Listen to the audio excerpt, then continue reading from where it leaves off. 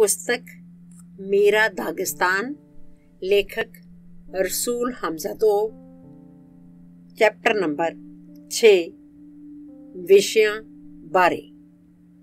दरवाजा भन्नो ना, कुंजी नाल इह सहजे ही खुल जाएगा। दरवाजे उत्ते उकरे शब्द। ਇਹ ना कहो मैनू विशा दसो, सगों ਇਹ कहो मैनू ਅੱਖਾਂ दिओ। नौजवान लेखक नूं एक सलाह। प्यारे साथियों, मेरी लिखण दी बड़ी इच्छा है, पर मैनू पता नहीं लगदा कि काहदे बारे लिखां।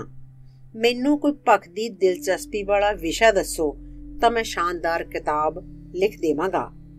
आम ही इस तरह दीयां चिट्ठियां नौजवान लोक लेखक यूनियन नूं, रसालियां ते अखबारां दे संपादकी मंडलां नूं ते लेखकां तक नूं भी लिखदे रहिंदे हन।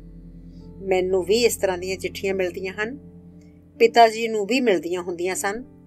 ਉਹ अपना सिर हिलाउंदे ते कहंदे, ਇਹ नौजवान ਵਿਆਹ ਕਰਾਉਣਾ ਚਾਹੁੰਦਾ ਹੈ, ਪਰ ਮੁਸ਼ਕਲ ਇਹ ਹੈ ਕਿ ਉਸਨੂੰ ਨਹੀਂ ਪਤਾ ਕਿਸ ਨਾਲ ਕਰਾਏ। ਉਸ ਦੇ ਸਾਹਮਣੇ ਕੋਈ ਖਾਸ ਕੁੜੀ ਨਹੀਂ, ਇਸ ਲਈ ਕਿਸੇ ਨੂੰ ਨਹੀਂ ਪਤਾ ਕਿ ਵਿਚੋਲਾ ਕਿਸ ਕੋਲ ਭੇਜਿਆ ਜਾਏ। ਇੱਕ ਯਾਦ, ਦਾਗਿਸਤਾਨ ਦੀ ਲੇਖਕ ਯੂਨੀਅਨ ਨੂੰ ਇੱਕ ਵਾਰੀ ਅਬੂ ਤਾਲਿਬ ਤੋਂ ਇੱਕ ਚਿੱਠੀ ਮਿਲੀ, ਜਿਸ ਵਿੱਚ ਲਿਖਿਆ ਹੋਇਆ ਸੀ ਕਿ ਉਸ ਨੂੰ ਮਸਾਲਾ ਇਕੱਠਾ ਕਰਨ ਵਾਸਤੇ 1 ਮਹੀਨੇ ਲਈ ਕਿਸੇ ਦੂਰ ਦੇ ਪਹਾੜੀ ਪਿੰਡ ਵਿੱਚ ਭੇਜ ਦਿੱਤਾ ਜਾਏ। ਉਸ ਦੀ ਬੇਨਤੀ ਉੱਤੇ ਬੋਰਡ ਦੀ ਜਿਸ ਮੀਟਿੰਗ ਵਿੱਚ ਵਿਚਾਰ ਹੋ ਰਹੀ ਸੀ, ਉਸ ਵਿੱਚ ਕਵੀ ਨੂੰ ਪੁੱਛਿਆ ਗਿਆ ਕਿ ਤੂੰ ਕਿਹੜੇ ਮਜ਼ਮੂਨਾਂ ਉੱਤੇ ਲਿਖਣਾ ਚਾਹੁੰਦਾ ਹੈ। ਇਸ ਉੱਤੇ ਬਜ਼ੁਰਗ ਕਵੀ ਲੋਹਾ ਲਾਖਾ ਹੋ ਗਿਆ। ਸ਼ਿਕਾਰੀ ਨੂੰ ਕੀ ਪਤਾ ਹੋ ਸਕਦਾ ਹੈ ਕਿ ਉਸ ਨੂੰ ਕੈਸਾ ਸ਼ਿਕਾਰ ਮਿਲੇਗਾ? ਸਹਿਹਾ, ਬੱਤਖ, ਭੇੜੀਆ ਜਾਂ ਲੂੰਬੜੀ? ਕੀ ਰਣਜੋਧੇ ਨੂੰ ਪਹਿਲਾਂ ਪਤਾ ਹੋ ਸਕਦਾ ਹੈ ਕਿ ਉਹ ਜੰਗ ਵਿੱਚ ਕੀ ਮਾਰਕਾ ਮਾਰੇਗਾ? ਮੈਂ ਉਸ ਮੀਟਿੰਗ ਵਿੱਚ ਹਾਜ਼ਰ ਸਾਂ ਤੇ ਅਬੂ ਤਾਲਿਬ ਦੇ ਲਫ਼ਜ਼ ਮੇਰੇ ਮਨ ਉੱਤੇ ਅਮਿੱਟ ਛਾਪ ਛੱਡ ਗਏ। ਮੈਨੂੰ ਉਹਨਾਂ ਲੋਕਾਂ ਉੱਤੇ ਹਮੇਸ਼ਾ ਹੈਰਾਨੀ ਹੁੰਦੀ ਹੈ ਜਿਹੜੇ ਲੇਖਕ ਨੂੰ ਇਹਨਾਂ ਸਵਾਲਾਂ ਨਾਲ ਜੱਜ ਕਰਦੇ ਰਹਿੰਦੇ ਹਨ ਕਿ ਅਗਲੇ ਕੁਝ ਸਾਲਾਂ ਵਿੱਚ ਉਹ ਕੀ ਲਿਖਣਾ ਚਾਹੁੰਦਾ ਹੈ। ਬੇਸ਼ੱਕ ਲੇਖਕ ਜਿਸ ਸੇਧ ਉੱਤੇ ਚੱਲਣਾ ਚਾਹੁੰਦਾ ਹੈ, ਉਸ ਬਾਰੇ ਉਸਦਾ ਆਮ ਜਿਹਾ ਵਿਚਾਰ ਤਾਂ ਬਣਿਆ ਹੁੰਦਾ ਹੈ। ਉਹ ਸ਼ਾਇਦ ਆਪਣਾ ਮਨ ਬਣਾ ਸਕੇ ਕਿ ਉਹ ਇੱਕ ਨਾਵਲ ਲਿਖਣਾ ਚਾਹੁੰਦਾ ਹੈ ਜਾਂ ਨਾਵਲਾਂ ਦੀ ਤ੍ਰਿਕੜੀ। ਪਰ ਜਦੋਂ ਗੱਲ ਕਵਿਤਾ ਦੀ ਆਉਂਦੀ ਹੈ ਤਾਂ ਕਵਿਤਾ ਮਨ ਵਿੱਚ ਬਿਨਾਂ ਐਲਾਨ ਕੀਤਿਆਂ ਆਉਂਦੀ ਹੈ, ਸੁਗਾਤ ਵਾਂਗ। ਕਵੀ ਦੀ ਦੁਨੀਆ ਉੱਤੇ ਕਰੜੇ ਨਿਯਮ ਲਾਗੂ ਨਹੀਂ ਹੋ ਸਕਦੇ। ਅਗਾਊਂ ਯੋਜਨਾ ਨਹੀਂ ਬਣਾਈ ਜਾ ਸਕਦੀ। ਅੱਜ 10 ਵਜੇ ਮੇਰਾ ਇੱਕ ਕੁੜੀ ਨਾਲ ਇਸ਼ਕ ਹੋ ਜਾਏਗਾ ਜਿਹੜੀ ਮੈਨੂੰ ਗਲੀ ਵਿੱਚ ਮਿਲੇਗੀ, ਜਾਂ ਕੱਲ ਸ਼ਾਮੀ 5 ਵਜੇ ਕਿਸੇ ਬਦਮਾਸ਼ ਲਈ ਮੈਂ ਨਫ਼ਰਤ ਮਹਿਸੂਸ ਕਰ ਰਿਹਾ ਹੋਵਾਂਗਾ। ਕਵਿਤਾ ਗੁਲਾਬ ਦੇ ਬਗੀਚੇ ਵਿਚਲੇ ਫੁੱਲਾਂ ਵਾਂਗ ਜਾਂ ਫੁੱਲਾਂ ਦੀ ਕਿਆਰੀ ਵਾਂਗ ਨਹੀਂ ਹੁੰਦੀ। ਉੱਥੇ ਸਭ ਕੁਝ ਥਾਂ ਸਿਰ ਤੇ ਤੁਹਾਡੀਆਂ ਅੱਖਾਂ ਦੇ ਸਾਹਮਣੇ ਹੁੰਦਾ ਹੈ। ਕੁਝ ਢੂੰਡਣ ਦੀ ਲੋੜ ਨਹੀਂ ਪੈਂਦੀ। ਕਵਿਤਾ ਖੇਤ ਵਿੱਚ ਜਾਂ ਪਹਾੜੀ ਸਬਜ਼ਾਜ਼ਾਰ ਵਿੱਚ ਉੱਗਦੇ ਜੰਗਲੀ ਫੁੱਲਾਂ ਵਾਂਗ ਹੁੰਦੀ ਹੈ, ਜਿੱਥੇ ਹਰ ਨਵੇਂ ਕਦਮ ਨਾਲ ਨਵਾਂ ਤੇ ਹੋਰ ਵੀ ਸੋਹਣਾ ਫੁੱਲ ਤੁਹਾਡੀ ਨਜ਼ਰੀ ਪੈਂਦਾ ਹੈ। ਜਜ਼ਬਿਆਂ ਤੋਂ ਸੰਗੀਤ ਪੈਦਾ ਹੁੰਦਾ ਹੈ, ਸੰਗੀਤ ਤੋਂ ਜਜ਼ਬੇ ਪੈਦਾ ਹੁੰਦੇ ਹਨ। ਕਿਹੜੀ ਚੀਜ਼ ਪਹਿਲਾਂ ਆਉਂਦੀ ਹੈ? ਅੱਜ ਤੱਕ ਇਹ ਮਸਲਾ ਹੱਲ ਨਹੀਂ ਹੋਇਆ। ਪਹਿਲਾਂ ਕੀ ਪੈਦਾ ਹੋਇਆ, ਆਂਡਾ ਜਾਂ ਮੁਰਗੀ? ਬਿਲਕੁਲ ਉਸੇ ਤਰ੍ਹਾਂ ਪੁੱਛਿਆ ਜਾ ਸਕਦਾ ਹੈ ਕਿ ਲੇਖਕ ਵਿਸ਼ਾ ਘੜਦਾ ਹੈ ਜਾਂ ਵਿਸ਼ਾ ਲੇਖਕ ਨੂੰ ਪੈਦਾ ਕਰਦਾ ਹੈ। ਲੇਖਕ ਦੀ ਦੁਨੀਆ ਵਿਸ਼ਿਆਂ ਤੋਂ ਬਣਦੀ ਹੈ, ਵਿਸ਼ੇ ਲੇਖਕ ਹੁੰਦੇ ਹਨ। ਵਿਸ਼ਿਆਂ ਤੋਂ ਬਿਨਾਂ ਲੇਖਕ ਨਹੀਂ ਹੁੰਦਾ। ਹਰ ਲੇਖਕ ਦਾ ਆਪਣਾ ਵਿਸ਼ਾ ਹੁੰਦਾ ਹੈ। ਖਿਆਲ ਤੇ ਜਜ਼ਬੇ ਪੰਛੀਆਂ ਵਾਂਗ ਹੁੰਦੇ ਹਨ। ਆਕਾਸ਼ ਵਿਸ਼ਾ ਹੈ। ਖਿਆਲ ਤੇ ਜਜ਼ਬੇ ਹਿਰਨ ਵਾਂਗ ਹੁੰਦੇ ਹਨ। ਜੰਗਲ ਵਿਸ਼ਾ ਹੈ। ਖਿਆਲ ਤੇ ਜਜ਼ਬੇ ਸਾਂਬਰ ਵਾਂਗ ਹੁੰਦੇ ਹਨ ਤੇ ਪਹਾੜ ਵਿਸ਼ਾ ਹਨ। ਖਿਆਲ ਤੇ ਜਜ਼ਬੇ ਸੜਕਾਂ ਵਾਂਗ ਹੁੰਦੇ ਹਨ ਤੇ ਵਿਸ਼ਾ ਉਹ ਸ਼ਹਿਰ ਹੁੰਦਾ ਹੈ ਜਿਸ ਵੱਲ ਉਹ ਸੜਕਾਂ ਜਾਂਦੀਆਂ ਤੇ ਜਿੱਥੇ ਜਾ ਕੇ ਮਿਲਦੀਆਂ ਹਨ। ਮੇਰੀ ਮਾਤ ਭੂਮੀ ਮੇਰਾ ਵਿਸ਼ਾ ਹੈ।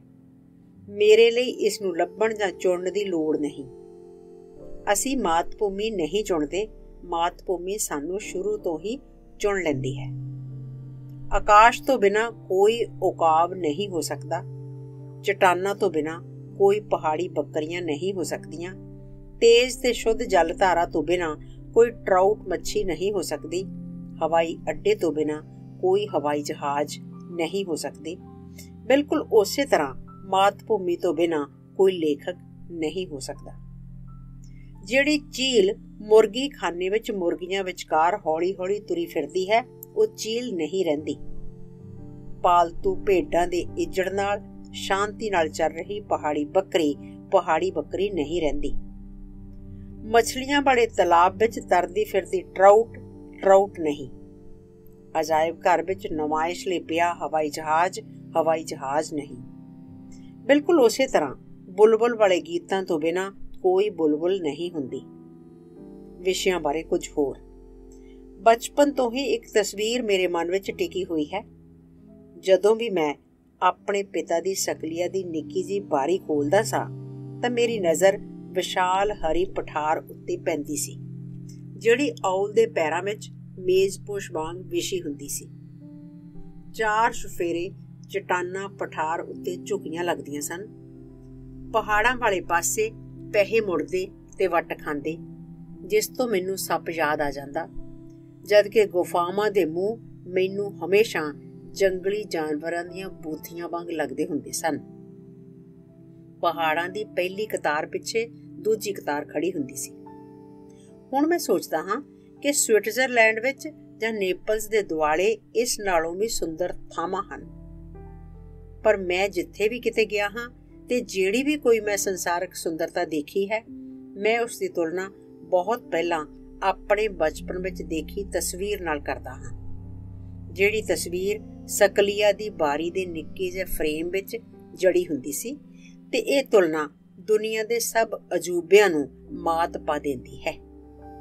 ਜੇ ਕਿਸੇ ਕਾਰਨ ਮੇਰਾ ਜਨਮ ਪਿੰਡ ਤੇ ਇਸ ਦਾ ਆਲਾ ਦੁਆਲਾ ਨਾ ਹੁੰਦਾ, ਜੇ ਉਹ ਮੇਰੀ ਯਾਦ ਵਿੱਚ ਨਾ ਟਿਕ ਜਾਂਦੇ, ਤਾਂ ਸਾਰੀ ਦੁਨੀਆ ਮੈਨੂੰ ਦਿਲ ਤੋਂ ਬਿਨਾਂ ਛਾਤੀ ਵਰਗੀ, ਜੀਵ ਤੋਂ ਬਿਨਾਂ ਮੂੰਹ ਵਰਗੀ, ਪੁਤਲੀਆਂ ਤੋਂ ਬਿਨਾਂ ਅੱਖਾਂ ਵਰਗੀ ਜਾਂ ਪੰਛੀਆਂ ਤੋਂ ਬਿਨਾਂ ਆਲਣਿਆਂ ਵਰਗੀ ਲੱਗਦੀ। ਇਸ ਦਾ ਇਹ ਮਤਲਬ ਬਿਲਕੁਲ ਨਹੀਂ ਕਿ ਮੈਂ ਆਪਣੇ ਵਿਸ਼ੇ ਨੂੰ ਆਪਣੀ ਸਕਲੀਆ ਤੇ ਆਪਣੀ ਔਲ ਦੀਆਂ ਹੱਦਾਂ ਤੱਕ ਹੀ ਸੀਮਤ ਕਰ ਦਿੰਦਾ ਹਾਂ। ਇਸ ਦਾ ਮਤਲਬ ਇਹ ਨਹੀਂ ਕਿ ਮੈਂ ਆਪਣੇ ਕੀਮਤੀ ਵਿਸ਼ੇ ਦੇ ਦੁਆਲੇ ਕੋਈ ਉੱਚੀ ਸਾਰੀ ਫਸੀਲ ਬਣਾ ਲਵਾਂਗਾ। ਐਸੇ ਵੀ ਖੇਤ ਹੁੰਦੇ ਹਨ ਜਿਨ੍ਹਾਂ ਉੱਤੇ ਜਦੋਂ ਹਲ ਵਾਹੋ ਤਾਂ ਹਲ ਨਾਲ ਲੱਥੀ ਉੱਪਰਲੀ ਪੇਪੜੀ ਦੇ ਹੇਠਾਂ ਬੜੀ ਨਰਮ ਚੀਕਣੀ ਮਿੱਟੀ ਦਿਖਾਈ ਦਿੰਦੀ ਹੈ। ਐਸੇ ਖੇਤ ਵੀ ਹੁੰਦੇ ਹਨ ਜਿਨ੍ਹਾਂ ਤੋਂ ਜ਼ਰਾ ਕੁ ਪੇਤਲੀ ਪੇਪੜੀ ਲਾਹੋ ਤਾਂ ਹੇਠਾਂ ਭਾਰੀ ਪੱਥਰ ਦਿਖਾਈ ਦਿੰਦੇ ਹਨ, ਤੇ ਕੁਝ ਹੋਰ ਖੇਤ ਵੀ ਹੁੰਦੇ ਹਨ ਜਿਨ੍ਹਾਂ ਵਿੱਚ ਉੱਪਰਲੀ ਪੇਪੜੀ ਲਾਉਣ ਤੋਂ ਵੀ ਪਹਿਲਾਂ ਪੱਥਰ ਦਿਖਾਈ ਦਿੰਦੇ ਹਨ। ਇਹੋ ਜਿਹੀ ਜ਼ਮੀਨ ਬਾਉਣ ਬੀਜਣ ਦਾ ਮੇਰਾ ਕੋਈ ਇਰਾਦਾ ਨਹੀਂ, ਕਿਉਂਕਿ ਮੈਨੂੰ ਪਤਾ ਹੈ ਕਿ ਝਾੜ ਮਾੜਾ ਹੋਵੇਗਾ।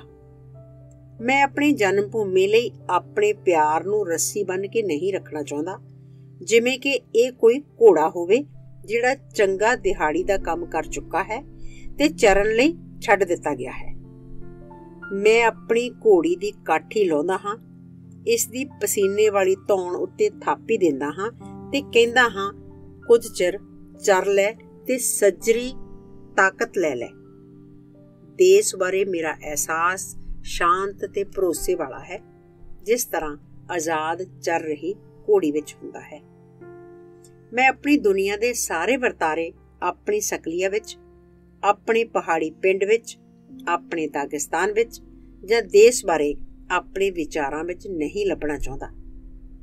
ਇਸ ਦੇ ਉਲਟ ਮੈਂ ਦੁਨੀਆ ਦੇ ਸਾਰੇ ਵਰਤਾਰਿਆਂ ਵਿੱਚ, ਇਸ ਦੇ ਸਾਰੇ ਕੋਨਿਆਂ ਵਿੱਚ ਦੇਸ਼ ਦਾ ਅਹਿਸਾਸ ਲੱਭਦਾ ਹਾਂ। ਇਹਨਾਂ ਅਰਥਾਂ ਵਿੱਚ ਸਾਰੀ ਦੁਨੀਆ ਮੇਰਾ ਵਿਸ਼ਾ ਹੈ।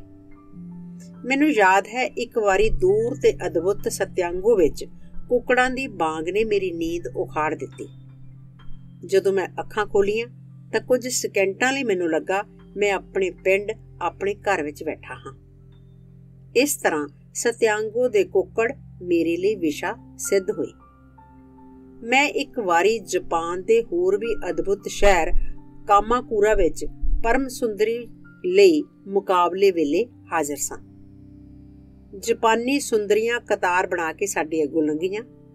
ਮੈਂ ਉਹਨਾਂ ਦਾ ਮੁਕਾਬਲਾ ਆਪਣੀ ਉਸ ਇੱਕ ਸੁੰਦਰੀ ਨਾਲ ਕੀਤੇ ਬਿਨਾਂ ਨਾ ਰਹਿ ਸਕਿਆ ਜਿਸ ਨੂੰ ਮੈਂ ਪਿੱਛੇ ਅਵਾਰਿਸਤਾਨ ਦੇ ਪਹਾੜਾਂ ਵਿੱਚ ਛੱਡ ਆਇਆ ਸਾਂ। ਉਹਨਾਂ ਵਿੱਚ ਮੈਨੂੰ ਉਹ ਚੀਜ਼ ਨਾ ਲੱਭੀ ਜਿਹੜੀ ਮੇਰੀ ਪਰਮ ਸੁੰਦਰੀ ਵਿੱਚ ਹੈ। ਇਸ ਤਰ੍ਹਾਂ ਨਾਲ ਜਾਪਾਨੀ ਸੁੰਦਰੀਆਂ ਤੇ ਜਾਪਾਨ ਦੀ ਪਰਮ ਸੁੰਦਰੀ ਵੀ ਮੇਰੇ ਲਈ ਵਿਸ਼ਾ ਬਣ ਗਈ। ਨੇਪਾਲ ਵਿੱਚ ਬੋਧੀ ਮੰਦਰਾਂ, ਸ਼ਾਹੀ ਮਹੱਲਾਂ ਦੀ ਤੇ 20 ਚਸ਼ਮਿਆਂ ਦੀ, ਜਿਹੜੇ ਸਾਰੇ ਦੁੱਖ, ਸਾਰੇ ਟੂਣੇ ਤੇ ਦੁਨੀਆ ਦੀਆਂ ਸਾਰੀਆਂ ਮੁਸੀਬਤਾਂ ਦੂਰ ਕਰਦੇ ਹਨ, ਜੀ ਭਰ ਕੇ ਸ਼ਲਾਘਾ ਕਰਨ ਪਿੱਛੋਂ ਮੈਂ ਕਾਠਮੰਡੂ ਪਹਾੜਾਂ ਦੀਆਂ ਤਿੱਖੀਆਂ ਢਲਾਣਾਂ ਉੱਤੇ ਜਾ ਚੜਿਆ ਤੇ ਇਹਨਾਂ ਪਹਾੜਾਂ ਤੋਂ ਮੈਨੂੰ ਮੇਰਾ ਦਾਗਿਸਤਾਨ ਯਾਦ ਆ ਗਿਆ ਤੇ ਮੇਰਾ ਦਿਲ ਇੰਨਾ ਨਿੱਘਾ ਨਿੱਘਾ ਮਹਿਸੂਸ ਕਰਨ ਲੱਗਾ ਜਿੰਨਾ ਪ੍ਰਭਾਵਸ਼ਾਲੀ ਤੇ ਆਲੀਸ਼ਾਨ ਮਹੱਲ ਤੇ ਮੰਦਰ ਦੇਖ ਕੇ ਨਹੀਂ ਸੀ ਕੀਤਾ। ਸਧਾਰਨ ਪਹਾੜ ਅਨੋਖੀਆਂ ਇਮਾਰਤੀ ਕਲਾ ਦੀਆਂ ਉਸਾਰੀਆਂ ਨਾਲੋਂ ਮੇਰੇ ਲਈ ਵਧੇਰੇ ਕੀਮਤੀ ਸਿੱਧ ਹੋਈ। ਮੈਂ ਸੋਚਿਆ ਕਿ ਕੋਈ ਤਲਸਮੀ ਚਸ਼ਮੇ ਨਹੀਂ, ਸਗੋਂ ਇਹ ਪਹਾੜ ਹਨ ਜਿਹੜੇ ਸਾਰੇ ਦੁੱਖ ਦੂਰ ਕਰ ਦਿੰਦੇ ਹਨ ਤੇ ਦਿਲ ਤੋਂ ਸਭ ਬੁਰਾਈਆਂ ਕੱਢ ਮਾਰਦੇ ਹਨ। ਇਸ ਤਰ੍ਹਾਂ ਨੇਪਾਲ ਦੇ ਬੋਧੀ ਮੰਦਰ ਤੇ ਪਹਾੜ ਮੇਰੇ ਲਈ ਵਿਸ਼ਾ ਸਿੱਧ ਹੋਏ। ਭਾਰਤ ਦੇ ਭੀੜ ਭੜੱਕੇ ਤੇ ਸ਼ੋਰ ਸ਼ਰਾਬੇ ਵਾਲੇ ਸ਼ਹਿਰਾਂ ਤੋਂ ਪਿੱਛੋਂ ਮੈਨੂੰ ਕਲਕੱਤੇ ਦੇ ਨੇੜੇ ਇੱਕ ਨਿੱਕੇ ਜਿਹੇ ਪਿੰਡ ਵਿੱਚ ਲਿਜਾਇਆ ਗਿਆ। ਗਹਾਈ ਦੇ ਖੁੱਲ੍ਹੇ ਪਿੰਡ ਵਿੱਚ ਕੰਮ ਪੂਰੇ ਜ਼ੋਰਾਂ ਉੱਤੇ ਸੀ ਤੇ ਬਲਦ ਕਣਕ ਦੀਆਂ ਸੁਨਹਿਰੀ ਭਰੀਆਂ ਨੂੰ ਪੈਰਾਂ ਹੇਠ ਲਤਾੜ ਰਹੇ ਸਨ। ਦੁਨੀਆ ਦੇ ਕਿਸੇ ਵੀ ਅਜਾਇਬ ਘਰ ਨੇ ਜਾਂ ਥੀਏਟਰ ਨੇ ਮੇਰੇ ਦਿਲ ਨੂੰ ਇੰਨੀ ਖੁਸ਼ੀ ਨਹੀਂ ਦਿੱਤੀ ਜਿੰਨੀ ਸੁਨਹਿਰੀ ਭਰੀਆਂ ਉੱਤੇ ਹੌਲੀ ਹੌਲੀ ਚੱਲ ਰਹੇ ਉਹਨਾਂ ਬਲਦਾਂ ਨੇ ਦਿੱਤੀ ਸੀ। ਮੈਨੂੰ ਲੱਗਾ ਕਿ ਮੈਂ ਵਾਪਸ ਆਪਣੀ ਔਲ ਵਿੱਚ ਆਪਣੇ ਬਚਪਨ ਦੇ ਸਮੇਂ ਪਹੁੰਚ ਗਿਆ ਹਾਂ। ਇਸ ਤਰ੍ਹਾਂ ਕਲਕੱਤੇ ਦੇ ਨੇੜੇ ਇੱਕ ਨਿੱਕਾ ਜਿਹਾ ਭਾਰਤੀ ਪਿੰਡ ਮੇਰੇ ਲਈ ਵਿਸ਼ਾ ਬਣ ਗਿਆ। ਮੈਂ ਦੇਖਿਆ ਇੰਡੋਨੇਸ਼ੀਆ ਦੇ ਪਹਾੜਾਂ ਵਿੱਚ ਉਸੇ ਤਰ੍ਹਾਂ ਢੋਲ ਵਜਾਏ ਜਾਂਦੇ ਨੇ ਜਿਸ ਤਰ੍ਹਾਂ ਸਾਡੇ ਪਹਾੜਾਂ ਵਿੱਚ। ਕਾਕੇਸ਼ੀਆ ਦਾ ਇੱਕ ਬੰਦਾ ਸਾਡਾ ਕੌਮੀ ਲਿਬਾਸ ਚਿਰਕਾਸੀ ਕੋਟ ਪਾਈ ਨਿਊਯਾਰਕ ਦੇ ਬਾਜ਼ਾਰਾਂ ਵਿੱਚ ਫਿਰਦਾ ਸੀ। ਉਦਾਸ ਚਿਹਰਿਆਂ ਵਾਲੇ ਦਾਗਿਸਤਾਨੀ ਇਸਤੰਬੂਲ ਤੇ ਪੈਰਿਸ ਵਿੱਚ ਆਪੇ ਵਿਹਾਜੀ ਜਲਾਵਤਨੀ ਵਿੱਚ ਰਹਿ ਰਹੇ ਸਨ। ਧਰਤੀ ਉੱਤੇ ਸਭ ਤੋਂ ਵੱਧ ਮੰਦਭਾਗੇ ਲੋਕ ਲੰਡਨ ਵਿੱਚ ਮਿੱਟੀ ਦੇ ਭਾਂਡਿਆਂ ਦੀ ਨੁਮਾਇਸ਼ ਲੱਗੀ ਹੋਈ ਸੀ, ਜਿਹੜੀ ਬਲਖਾਰ ਦੇ ਪ੍ਰਸਿੱਧ ਕੁਮਾਰਾਂ ਦੇ ਬਣੇ ਹੋਏ ਸਨ। ਲਾਕਾਂ ਦੇ ਪਿੰਡ ਤਸੋਵਕਰਾ ਦੇ ਸਾਡੇ ਬਾਜ਼ੀਗਰਾਂ ਦੇ ਕਰਤੱਵਾਂ ਉੱਤੇ ਵੀਨਸ ਦੇ ਸਰੋਤੇ ਹੈਰਾਨ ਹੋ ਰਹੇ ਸਨ। ਪੀਟਰਸਬਰਗ ਸ਼ਹਿਰ ਦੀ ਇੱਕ ਪੁਰਾਣੀਆਂ ਕਿਤਾਬਾਂ ਵੇਚਣ ਵਾਲੀ ਦੁਕਾਨ ਵਿੱਚ ਇੱਕ ਕਿਤਾਬ ਪਈ ਹੋਈ ਸੀ। ਹਰ ਥਾਂ ਤੋਂ, ਦੂਰ ਦੂਰ ਦੀਆਂ ਥਾਵਾਂ ਤੋਂ ਵੀ, ਜਿੱਥੇ ਵੀ ਮੈਂ ਕਿਤੇ ਗਿਆ, ਮੇਰਾ ਖਿਆਲ ਮੈਨੂੰ ਦਾਗਿਸਤਾਨ ਵੱਲ ਲੈ ਗਿਆ।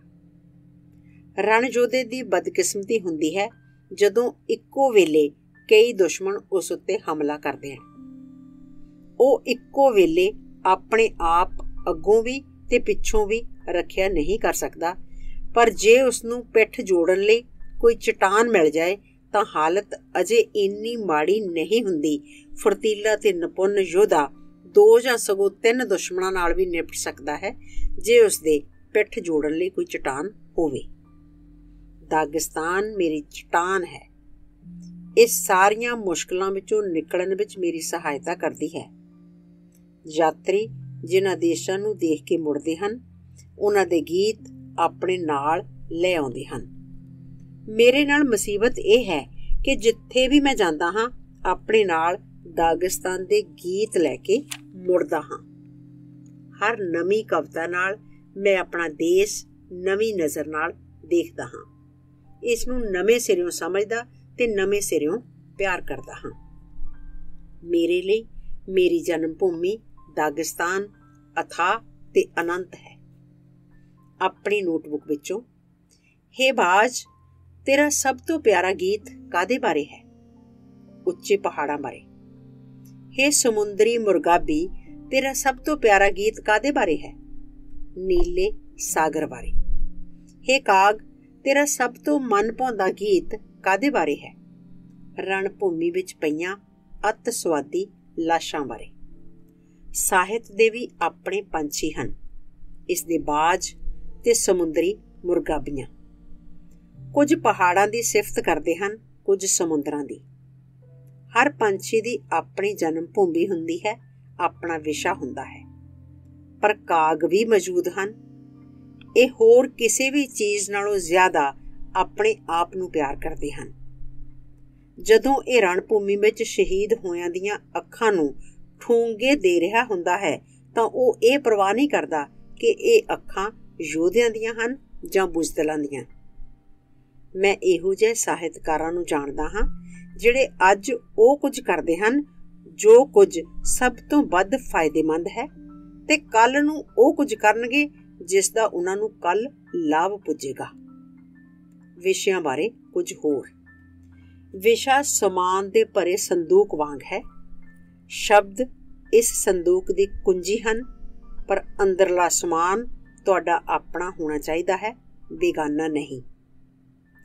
ਕੁਝ ਲੇਖਕ ਇੱਕ ਵਿਸ਼ੇ ਤੋਂ ਦੂਜੇ ਵਿਸ਼ੇ ਵੱਲ ਭੱਜੇ ਫਿਰਦੇ ਹਨ ਤੇ ਇੱਕ ਵਿੱਚ ਹੀ ਸਿਰੇ ਤੱਕ ਨਹੀਂ ਪੁੱਜਦੇ।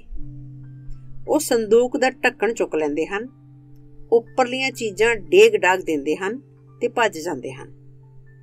ਸੰਦੂਕ ਦੇ ਹਕੀਕੀ ਮਾਲਕ ਨੂੰ ਪਤਾ ਹੋਵੇਗਾ ਕਿ ਜੇ ਵਿਚਲੀਆਂ ਚੀਜ਼ਾਂ ਨੂੰ ਧਿਆਨ ਨਾਲ ਤੇ ਇੱਕ ਇੱਕ ਕਰਕੇ ਬਾਹਰ ਕੱਢਿਆ ਜਾਏ ਤਾਂ ਹੇਠਾਂ ਕੀਮਤੀ ਹੀਰਿਆਂ ਦੀ ਭਰੀ ਪਟਾਰੀ ਨਜ਼ਰ ਪਵੇਗੀ। ਜਿਹੜੇ ਲੋਕ ਇੱਕ ਵਿਸ਼ੇ ਤੋਂ ਦੂਜੇ ਵਿਸ਼ੇ ਵੱਲ ਭੱਜੇ ਫਿਰਦੇ ਹਨ ਉਹ ਬਦਨਾਮ ਦਾਲਾ ਗਲੋਬ ਵਾਂਗ ਹਨ, ਜਿਹੜਾ ਬਹੁਤੇ ਵਿਆਹ ਕਰਾਉਣ ਕਰਕੇ ਪਹਾੜਾਂ ਵਿੱਚ ਬਦਨਾਮ ਸੀ। ਉਸਨੇ 28 ਵਾਰੀ ਵਿਆਹ ਕਰਾਇਆ, ਪਰ ਅਖੀਰ ਉਸ ਕੋਲ ਇੱਕ ਵੀ ਤੀਵੀਂ ਨਹੀਂ ਸੀ। ਨਾ ਹੀ ਵਿਸ਼ੇ ਦੀ ਤੁਲਨਾ ਬੰਦੇ ਦੀ ਇੱਕੋ ਇੱਕ ਤੇ ਕਾਨੂੰਨੀ ਪਤਨੀ ਨਾਲ ਜਾਂ ਇੱਕੋ ਇੱਕ ਮਾਂ ਨਾਲ ਜਾਂ ਇਕਲੌਤੇ ਬੱਚੇ ਨਾਲ ਕੀਤੀ ਜਾ ਸਕਦੀ ਹੈ। ਇਹ ਇਸ ਲਈ ਕਿ ਬੰਦੇ ਨੂੰ ਇਹ ਨਹੀਂ ਕਹਿਣਾ ਚਾਹੀਦਾ ਕਿ ਇਹ ਮੇਰਾ ਆਪਣਾ ਵਿਸ਼ਾ ਹੈ, ਹੋਰ ਕੋਈ ਇਸ ਨੂੰ ਛੂਹਣ ਦੀ ਹਿੰਮਤ ਨਹੀਂ ਕਰ ਸਕਦਾ। ਵਿਸ਼ਾ ਮੇਰਾ ਹੈ, ਪਰ ਇਹ ਸਭ ਲਈ ਖੁੱਲ੍ਹਾ ਹੈ। ਮੈਂ ਸੁਣਿਆ ਕਿ ਇੱਕ ਲੇਖਕ ਦੂਜੇ ਲੇਖਕ ਨੂੰ ਗਾਲਾਂ ਕੱਢ ਰਿਹਾ ਸੀ ਕਿ ਉਸਨੇ ਮੇਰਾ ਵਿਸ਼ਾ ਚੁਰਾ ਲਿਆ ਹੈ। ਇਰਚੀ ਕਜ਼ਾਕ ਬਾਰੇ ਲਿਖਣ ਦੀ ਤੈਨੂੰ ਕਿਸਨੇ ਆਗਿਆ ਦਿੱਤੀ ਹੈ? ਉਸਨੇ ਮੰਗ ਕੀਤੀ। ਤੈਨੂੰ ਚੰਗਾ ਭਲਾ ਪਤਾ ਹੈ ਕਿ ਇਹ ਵਿਸ਼ਾ ਮੇਰਾ ਹੈ। ਮੈਂ ਇੱਕੋ ਇੱਕ ਆਦਮੀ ਹਾਂ ਜਿਹੜਾ ਇਰਚੀ ਕਜ਼ਾਕ ਬਾਰੇ ਲਿਖਾਂਗਾ। ਇਹ ਸਿੱਧਾ ਸਾਦਾ ਡਾਕਾ ਹੈ। ਇਹ ਲੇਖਕ ਇੰਜ ਲੋਹਾ ਲੱਖਾ ਹੋ ਰਿਹਾ ਸੀ ਜਿਵੇਂ ਕੋਈ ਉਹ ਕੁੜੀ ਉਧਾਲ ਕੇ ਲੈ ਗਿਆ ਹੋਵੇ ਜਿਸ ਨੂੰ ਉਹ ਇਸ਼ਕ ਕਰਦਾ ਸੀ। ਜਿਹੜਾ ਉਸਨੂੰ ਜਵਾਬ ਮਿਲਿਆ ਉਹ ਪਰਵਤਵਾਸੀ ਦੇ ਮਾਕੂਲ ਸੀ। ਇਮਾਮ ਸਿਰਫ ਉਹ ਬਣ ਸਕਦਾ ਹੈ ਜਿਸ ਦੀ ਤਲਵਾਰ ਵਧੇਰੇ ਤੇਜ਼ ਤੇ ਗਜ਼ਬਨਾਕ ਹੋਵੇ। ਵਹੁਟੀ ਉਸਦੀ ਨਹੀਂ ਹੁੰਦੀ ਜਿਹੜਾ ਵਿਚੋਲਾ ਭੇਜਦਾ ਹੈ, ਸਗੋਂ ਉਸਦੀ ਹੁੰਦੀ ਹੈ ਜਿਹੜਾ ਉਸਨੂੰ ਵਿਆਹ ਲੈਂਦਾ ਹੈ। ਹੋਰ ਕਿਸੇ ਵੀ ਵਿਸ਼ੇ ਵਾਂਗ ਇਰਚੀ ਦਾ ਵਿਸ਼ਾ ਉਸਦਾ ਹੋਵੇਗਾ ਜਿਹੜਾ ਸਭ ਤੋਂ ਚੰਗਾ ਲਿਖੇਗਾ। ਸੱਚਮੁੱਚ ਇੱਕੋ ਵਿਸ਼ੇ ਉੱਤੇ ਇੱਕ ਦੂਜੇ ਤੋਂ ਬਿਲਕੁਲ ਆਜ਼ਾਦ ਕਈ ਲੇਖਕ ਕੰਮ ਕਰ ਸਕਦੇ ਹਨ। ਸਾਹਿਤ ਦੇ ਖੇਤ ਵਿੱਚ ਕੋਈ ਸਾਂਝੇ ਫਾਰਮ ਨਹੀਂ ਹੋ ਸਕਦੇ। ਹਰ ਲੇਖਕ ਦਾ ਆਪਣਾ ਖੇਤ ਹੁੰਦਾ ਹੈ ਤੇ ਆਪਣਾ ਹੀ ਸਿਆੜ ਹੁੰਦਾ ਹੈ। ਭਾਵੇਂ ਇਹ ਕਿੰਨਾ ਵੀ ਤੰਗ ਕਿਉਂ ਨਾ ਹੋਵੇ, ਪਰ ਮੈਂ ਕਿਸੇ ਨੂੰ ਆਪਣੇ ਖੇਤ ਤੱਕ ਆਉਣ ਤੋਂ ਸਿਰਫ ਇਸ ਕਰਕੇ ਨਹੀਂ ਵਰਜਾਂਗਾ ਕਿਉਂਕਿ ਮੈਂ ਹੁਣ ਆਪਣੇ ਜ਼ਮੀਨ ਦੇ ਟੋਟੇ ਵੱਲ ਨਹੀਂ ਜਾਂਦਾ। ਮੇਰੇ ਖੇਤ ਦੀ ਵੱਟ ਉੱਤੇ ਤੁਹਾਨੂੰ ਨਾ ਹੀ ਰਾਖੀ ਕਰਦੇ ਕੁੱਤੇ ਮਿਲਣਗੇ ਤੇ ਨਾ ਹੀ ਬੰਦੂਕ ਵਾਲਾ ਕੋਈ ਆਦਮੀ। ਸੱਚਮੁੱਚ ਉਹ ਹੱਦ ਰੇਖਾ ਕਿੱਥੇ ਹੈ ਤੇ ਇਹ ਕਿਸ ਤਰ੍ਹਾਂ ਨਿਸ਼ਚਿਤ ਕੀਤੀ ਜਾਏਗੀ ਜਾਂ ਵਾੜ ਨਾਲ ਵੱਖ ਕੀਤੀ ਜਾਏਗੀ? ਮੇਰਾ ਵਿਸ਼ਾ ਕੋਈ ਨਿੱਜੀ ਸਬਜ਼ਾਜ਼ਾਰ ਨਹੀਂ, ਨਾ ਹੀ ਮਸੀਤ ਵਿਚਲੀ ਕੋਈ ਵਰਜਿਤ ਥਾਂ ਹੈ ਜਿੱਥੇ ਕੋਈ ਓਪਰਾ ਬੰਦਾ ਪੈਰ ਨਹੀਂ ਪਾ ਸਕਦਾ। ਦਾਗਿਸਤਾਨੀ ਲੇਖਕਾਂ ਦੀ ਕਾਂਗਰਸ ਵਿੱਚ ਇੱਕ ਵਾਰੀ ਬਹਿਸ ਛਿੜ ਪਈ। ਦਾਗਿਸਤਾਨੀ ਦੂਜੇ ਦੇਸ਼ਾਂ ਤੇ ਦੂਜੀਆਂ ਕੌਮਾਂ ਬਾਰੇ ਕਿਉਂ ਲਿਖਣ? ਇੱਕ ਬੁਲਾਰਾ ਪੁੱਛਣ ਲੱਗਾ। ਸਪੇਨ ਵਾਲਿਆਂ ਨੂੰ ਸਪੇਨ ਬਾਰੇ ਲਿਖਣ ਦਿਓ, ਜਾਪਾਨ ਵਾਲਿਆਂ ਨੂੰ ਜਾਪਾਨ ਬਾਰੇ ਤੇ ਉਰਾਲ ਵਾਲਿਆਂ ਨੂੰ ਉਰਾਲ ਸਨਅਤ ਨਾਲ ਨਿਪਟਣ ਦਿਓ। ਜੇ ਪੰਛੀ ਦਾ ਆਲਣਾ ਇੱਕ ਬਾਗ ਵਿੱਚ ਹੈ ਤਾਂ ਕੀ ਇਹ ਆਪਣੇ ਗੀਤ ਗਾਉਣ ਕਿਸੇ ਦੂਜੇ ਬਾਗ ਵਿੱਚ ਜਾਏਗਾ? ਕੀ ਪਥਰੀਲੀਆਂ ਉਚਾਈਆਂ ਤੋਂ ਜ਼ਮੀਨ ਬਾਦੀ ਵਿੱਚ ਲਿਆਉਣੀ ਜ਼ਰੂਰੀ ਹੈ, ਜਿੱਥੇ ਕਾਫੀ ਮਾਤਰਾ ਵਿੱਚ ਅਮੀਰ ਤੇ ਉਪਜਾਊ ਜ਼ਮੀਨ ਹੈ? ਕੀ ਭੇਡ ਦੀ ਪੂਛਲ ਨੂੰ, ਜਿਹੜੀ ਪਹਿਲਾਂ ਹੀ ਚਰਬੀ ਦੀ ਭਰੀ ਹੁੰਦੀ ਹੈ, ਭੁੰਨਣ ਤੋਂ ਪਹਿਲਾਂ ਘਿਓ ਲਾਉਣਾ ਜ਼ਰੂਰੀ ਹੁੰਦਾ ਹੈ? ਕਾਂਗਰਸ ਵਿੱਚ ਕਿਸੇ ਦੂਜੇ ਰਿਪਬਲਿਕ ਦਾ ਪ੍ਰਤੀਨਿਧ ਹਾਜ਼ਰ ਸੀ। ਉਸਨੇ ਉਪਰੋਕਤ ਬੁਲਾਰੇ ਦਾ ਜਵਾਬ ਇੰਝ ਦਿੱਤਾ, ਜੰਗਲੀ ਜਾਨਵਰ ਦਾ ਆਪਣਾ ਘੁਰਨਾ ਹੁੰਦਾ ਹੈ, ਜਿਸ ਤਰ੍ਹਾਂ ਪੰਛੀ ਦਾ ਆਪਣਾ ਆਲਣਾ ਹੁੰਦਾ ਹੈ। ਪਰ ਸੂਰਜ ਸਭ ਜਾਨਵਰਾਂ ਲਈ ਚਮਕਦਾ ਹੈ ਤੇ ਮੀਂਹ ਸਭ ਰੁੱਖਾਂ ਉੱਤੇ ਪੈਂਦਾ ਹੈ।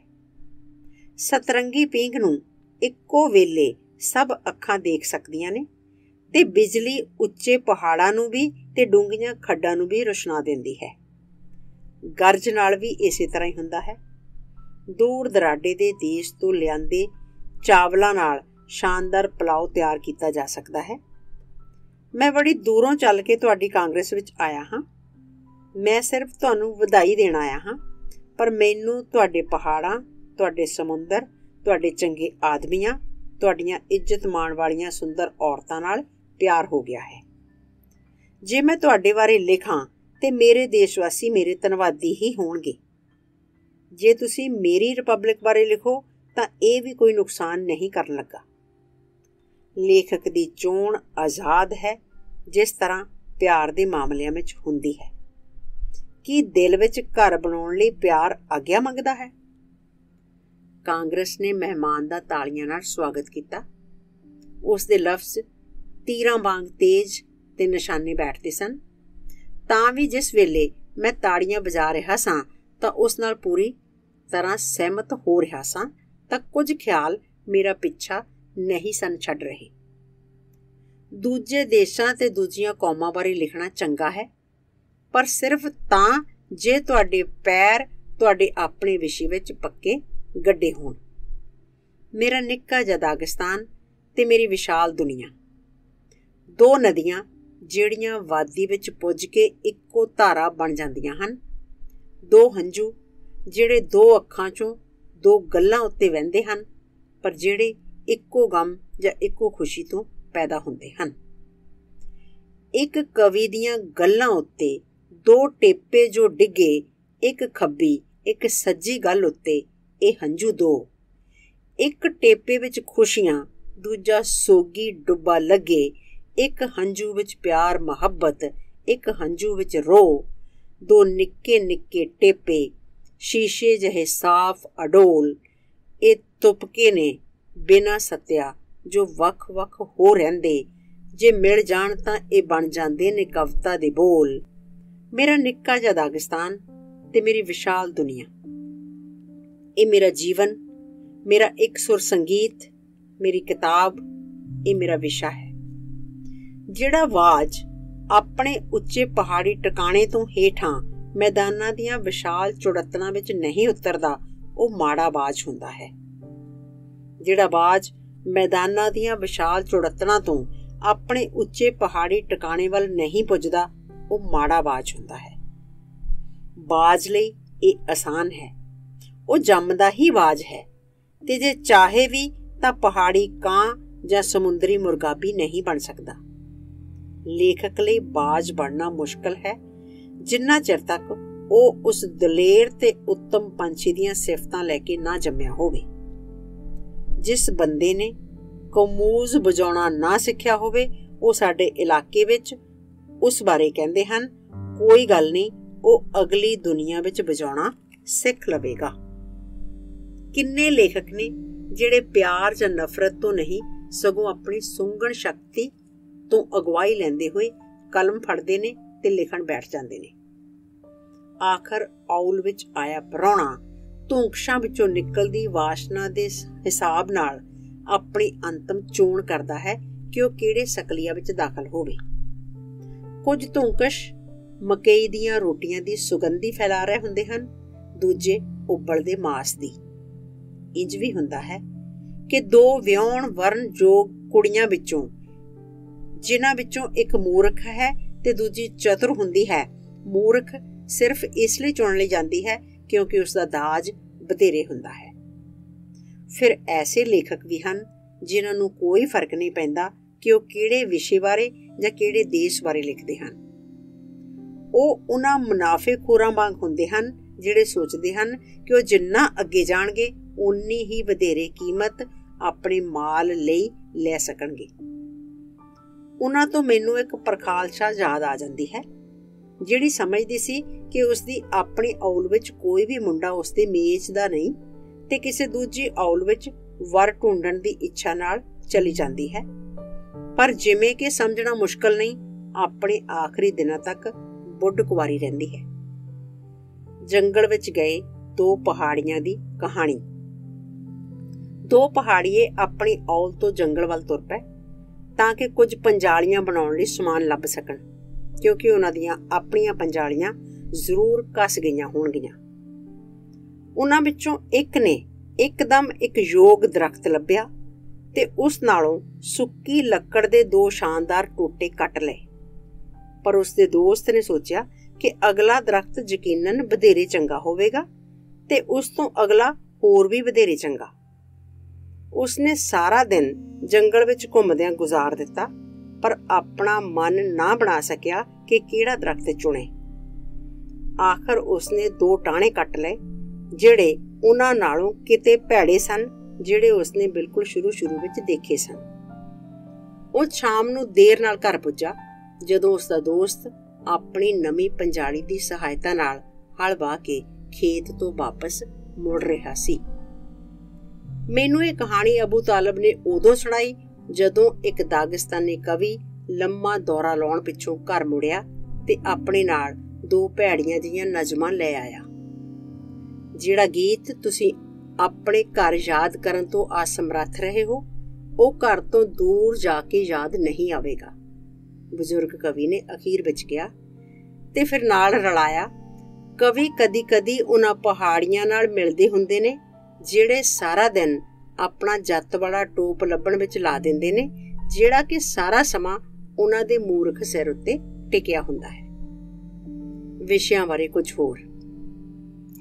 ਇੱਕ ਦਿਨ ਉਹ ਵੀ ਸੀ ਜਿਸ ਦਿਨ ਮੈਂ ਆਪਣੀ ਔਲ ਤੋਂ ਪਹਿਲੀ ਵਾਰੀ ਸਫ਼ਰ ਉੱਤੇ ਗਿਆ। ਮੇਰੀ ਮਾਂ ਨੇ ਬਾਰੀ ਦੀ ਸਿੱਲ ਉੱਤੇ ਦੀਵਾ ਜਗਾ ਕੇ ਰੱਖ ਦਿੱਤਾ ਤੇ ਮੈਂ ਘਰ ਤੋਂ ਦੂਰ ਜਾਂਦਾ ਮੁੜ ਕੇ ਦੇਖਦਾ ਤੇ ਧੁੰਦ ਤੇ ਹਨੇਰੇ ਵਿੱਚੋਂ ਦੀ ਟਿਮਟਮਾਉਂਦੀ ਹੋਈ ਰੌਸ਼ਨੀ ਘਰ ਵੱਲੋਂ ਆਉਂਦੀ ਮੇਰੀ ਨਜ਼ਰੀ ਪੈਂਦੀ ਹੈ। ਸਾਡੀ ਨਿੱਕੀ ਜਿਹੀ ਬਾਰੀ ਵਿਚਲਾ ਚਾਨਣ ਧਰਤੀ ਦੁਆਲੇ ਮੇਰੇ ਸਫ਼ਰਾਂ ਦੇ ਕਈ ਲੰਮੇ ਸਾਲ ਮੇਰੇ ਲਈ ਟਿਮਟਿਮਾਉਂਦਾ ਰਿਹਾ ਹੈ।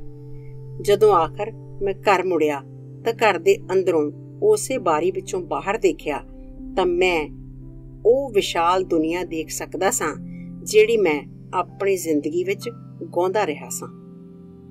ਲੇਖਕ ਨੂੰ ਉਸ ਦਾ ਵਿਸ਼ਾ ਕੌਣ ਮੁਹੱਈਆ ਕਰੇਗਾ? ਉਸ ਨੂੰ ਸਿਰ, ਅੱਖਾਂ, ਕੰਨ ਤੇ ਦਿਲ ਦੇਣਾ ਕਿਤੇ ਜ਼ਿਆਦਾ ਸੌਖਾ ਹੈ। ਜਿਹੜੇ ਲੇਖਕ ਆਪਣਾ ਵਿਸ਼ਾ ਢੂੰਡਦੇ ਫਿਰਦੇ ਨੇ, ਕਿਸੇ ਪਿਆਰ ਜਾਂ ਨਫ਼ਰਤ ਦੀ ਭਾਵਨਾ ਨਾਲ ਨਹੀਂ, ਸਗੋਂ ਆਪਣੀ ਸੁੰਘਣ ਸ਼ਕਤੀ ਨਾਲ, ਉਹ ਆਪਣੇ ਸਮੇਂ ਦੇ ਸਪੂਤ ਨਹੀਂ ਬਣ ਸਕਦੇ। ਉਹ ਇੱਕ ਦਿਨ ਦੇ ਸਪੂਤ ਹੁੰਦੇ ਹਨ, ਸਮੇਂ ਦੇ ਨਹੀਂ। ਜਾਂ ਫਿਰ ਉਹ ਉਸ ਬੋਲੀ ਦੁਲਹਨ ਵਰਗੇ ਹੁੰਦੇ ਨੇ ਜਿਸ ਬਾਰੇ ਮੈਂ ਤੁਹਾਨੂੰ ਹੁਣ ਦੱਸਾਂਗਾ। ਬੋਲੀ ਦੁਲਹਨ ਦੀ ਵਾਰਤਾ। ਜਿਵੇਂ ਕਿ ਕਹਿੰਦੇ ਨੇ, ਕਿਸੇ ਔਲ ਵਿੱਚ ਇੱਕ ਬੋਲੀ ਕੁੜੀ ਰਹਿੰਦੀ ਹੁੰਦੀ ਸੀ। ਕਿਸੇ ਦੂਜੀ ਔਲ ਦੇ ਮੁੰਡੇ ਨੇ, ਜਿਸ ਨੂੰ ਉਸ ਦੇ ਬੋਲੇਪਨ ਦਾ ਨਹੀਂ ਸੀ ਪਤਾ, ਉਸ ਵੱਲ ਇੱਕ ਵਿਚੋਲਾ ਭੇਜਿਆ। ਗੱਲਬਾਤ ਠੀਕ ਤਰੀਕੇ ਨਾਲ ਤੈਅ ਹੋ ਗਈ ਤੇ ਵਿਆਹ ਰਚਾਇਆ ਗਿਆ।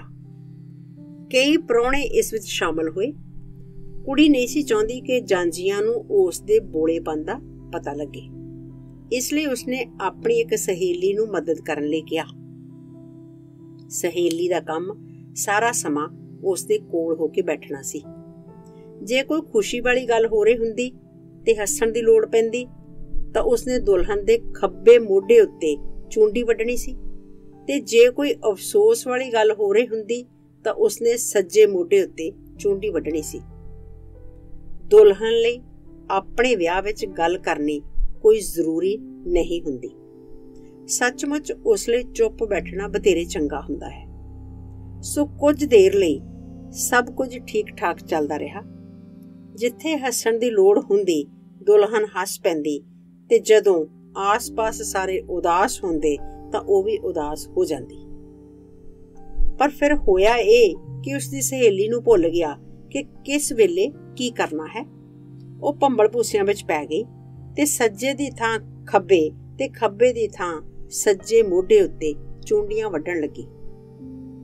ਦੁਲਹਨ ਹੱਸਣ ਲੱਗ ਪੈਂਦੀ ਜਦੋਂ ਆਸ-ਪਾਸ ਸਾਰੇ ਉਦਾਸ ਤੇ ਚੁੱਪ ਹੁੰਦੇ, ਤੇ ਹੌਕੇ ਭਰਨ ਲੱਗ ਜਾਂਦੀ ਜਦੋਂ ਬਾਕੀ ਸਾਰੇ ਖੁਸ਼ ਹੁੰਦੇ।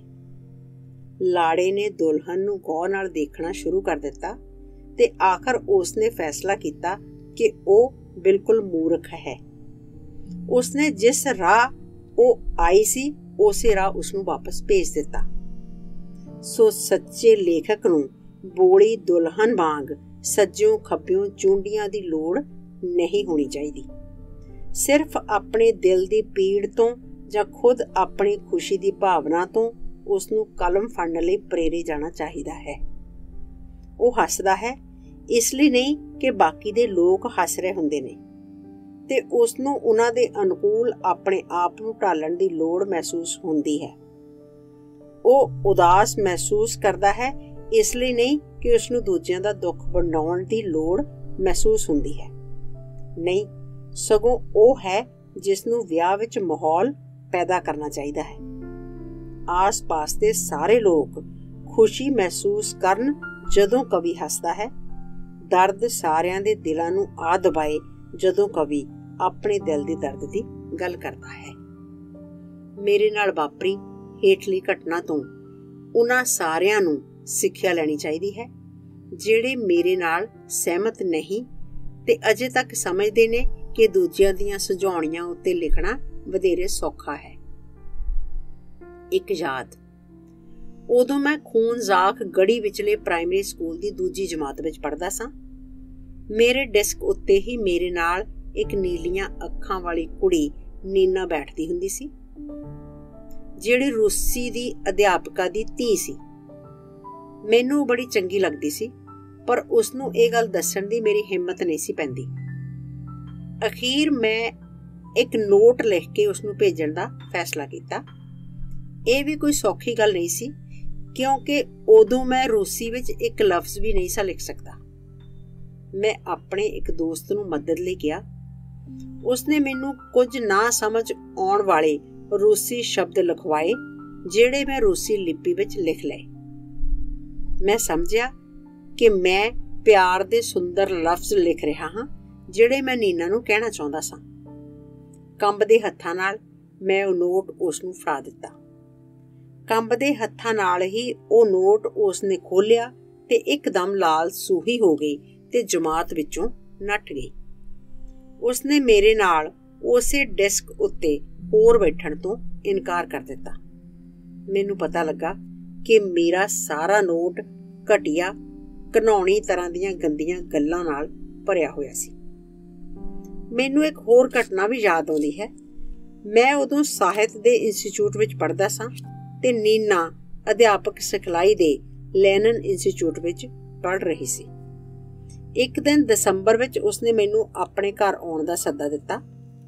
ਮੈਨੂੰ ਪਤਾ ਸੀ ਕਿ ਉਸ ਦਿਨ ਉਸਦਾ ਜਨਮ ਦਿਨ ਸੀ। ਬੇਸ਼ੱਕ ਮੈਂ ਸੁਗਾਤਾਂ ਦਾ ਵੀ ਖਿਆਲ ਰੱਖਿਆ, ਪਰ ਮੈਨੂੰ ਲੱਗਾ ਕਿ ਵਧੇਰੇ ਚੰਗੀ ਸੁਗਾਤ ਇਹ ਹੋਵੇਗੀ ਕਿ ਮੈਂ ਇਸ ਦਿਨ ਉੱਤੇ ਇੱਕ ਕਵਿਤਾ ਲਿਖਾਂ, ਉਸਨੂੰ ਪੜ੍ਹ ਕੇ ਸੁਣਾਵਾਂ ਤੇ ਮਗਰੋਂ ਇਹ ਉਸਨੂੰ ਪੇਸ਼ ਕਰਾਂ।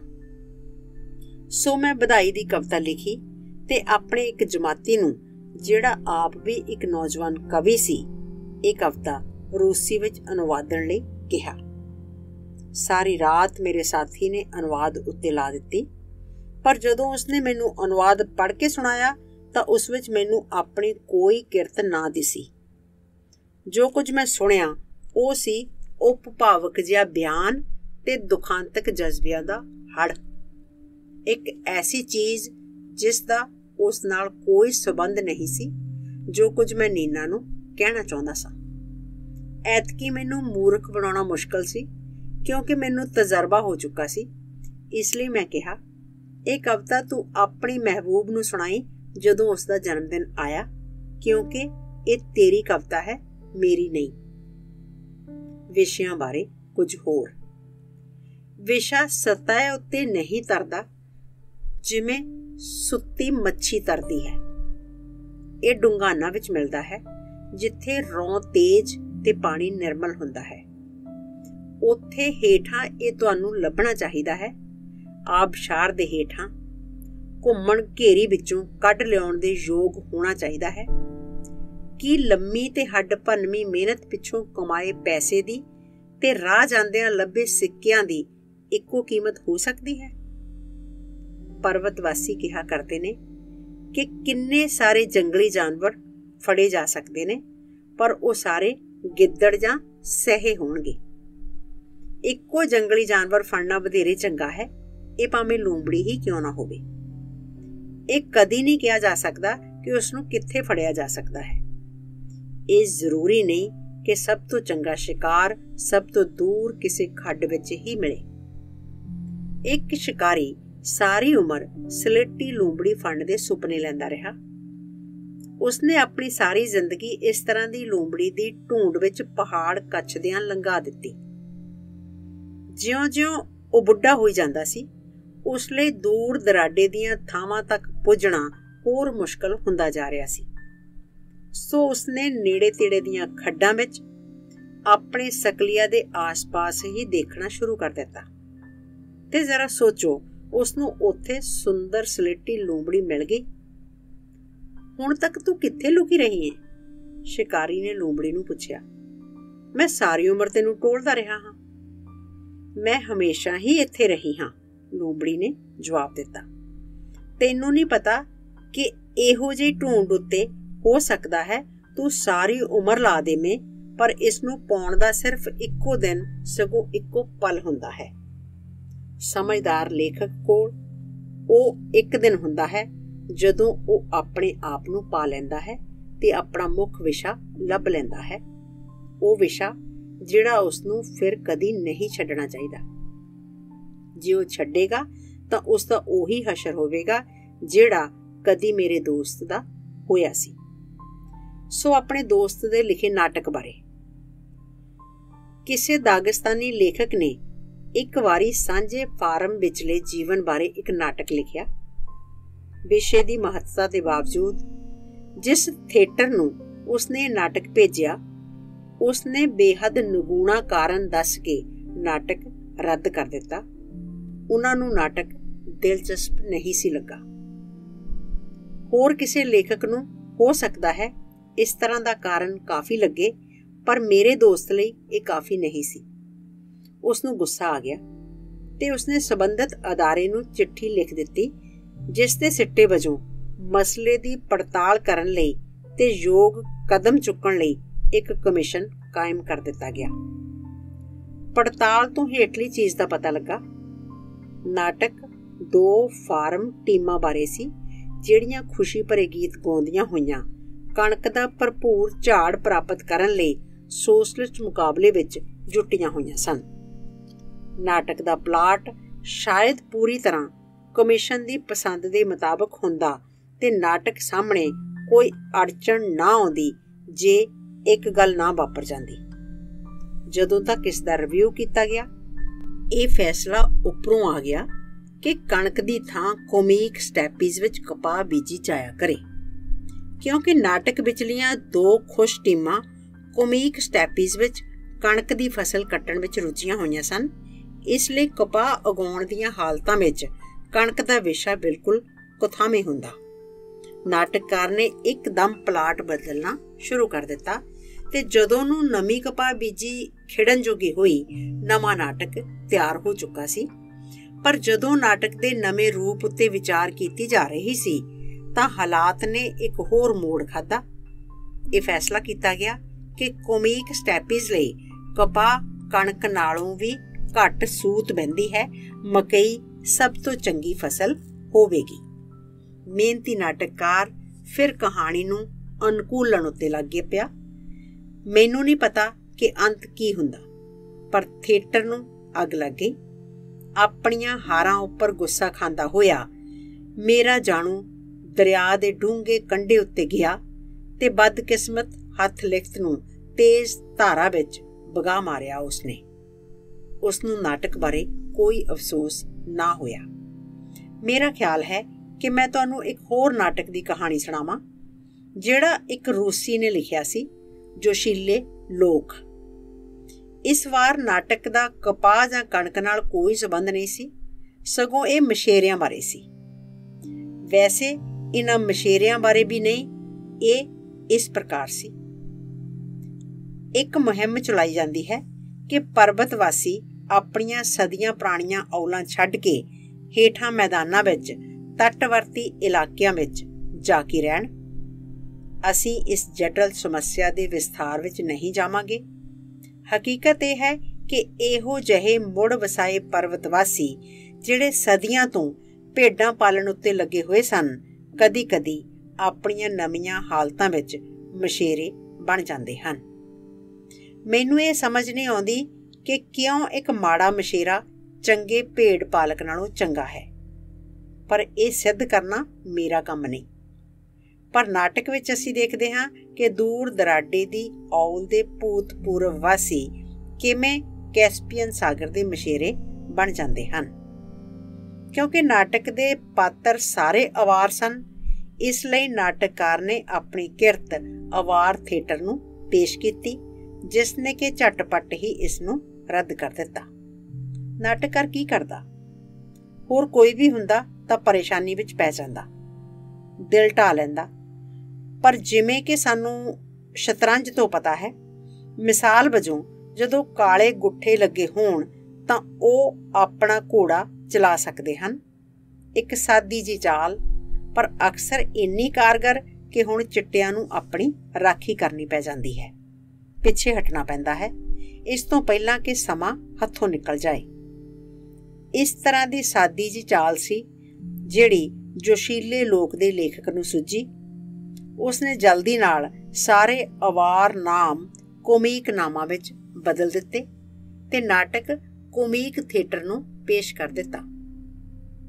ਇਸ ਨਾਲ ਕੋਈ ਫਰਕ ਨਾ ਪਿਆ, ਕਿਉਂਕਿ ਕੋਮੀਕ ਥੀਏਟਰ ਨੇ ਵੀ ਪਹਾੜੀ ਗੱਡਰੀਆਂ ਦੇ ਮਾਹਿਗੀਰ ਬਣਨ ਬਾਰੇ ਨਾਟਕ ਖੇਡਣ ਤੋਂ ਇਨਕਾਰ ਕਰ ਦਿੱਤਾ।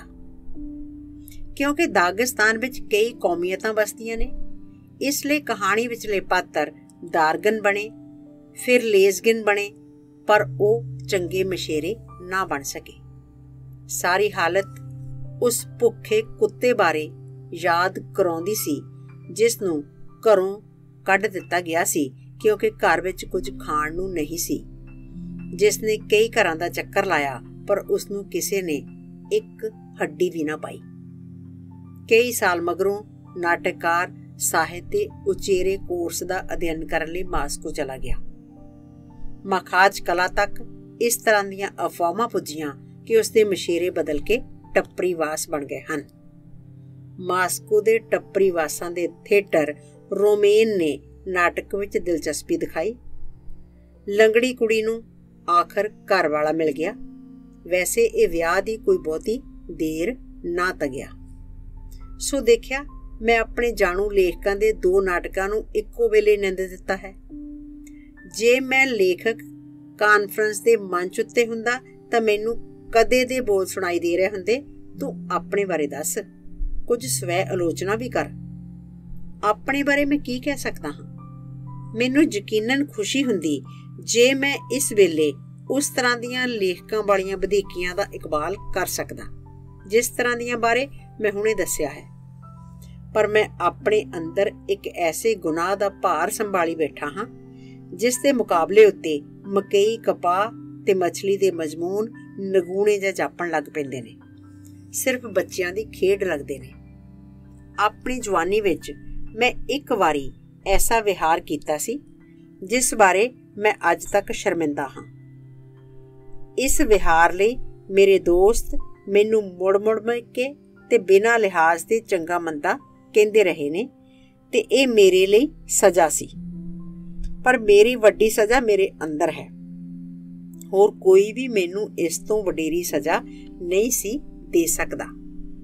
ਪਿਤਾ ਜੀ ਕਿਹਾ ਕਰਦੇ ਸਨ, ਜੇ ਤੁਸੀਂ ਅਸਾਊ ਜਾਂ ਸ਼ਰਮਨਾਕ ਵਿਹਾਰ ਕਰੋਗੇ ਤਾਂ ਤੁਸੀਂ ਇਸ ਨੂੰ ਮੋੜ ਨਹੀਂ ਸਕਦੇ, ਭਾਵੇਂ ਇਸ ਲਈ ਤੁਸੀਂ ਕਿੰਨੀ ਵੀ ਤੀਬਰਤਾ ਨਾਲ ਦੁਆਵਾਂ ਕਰੋ।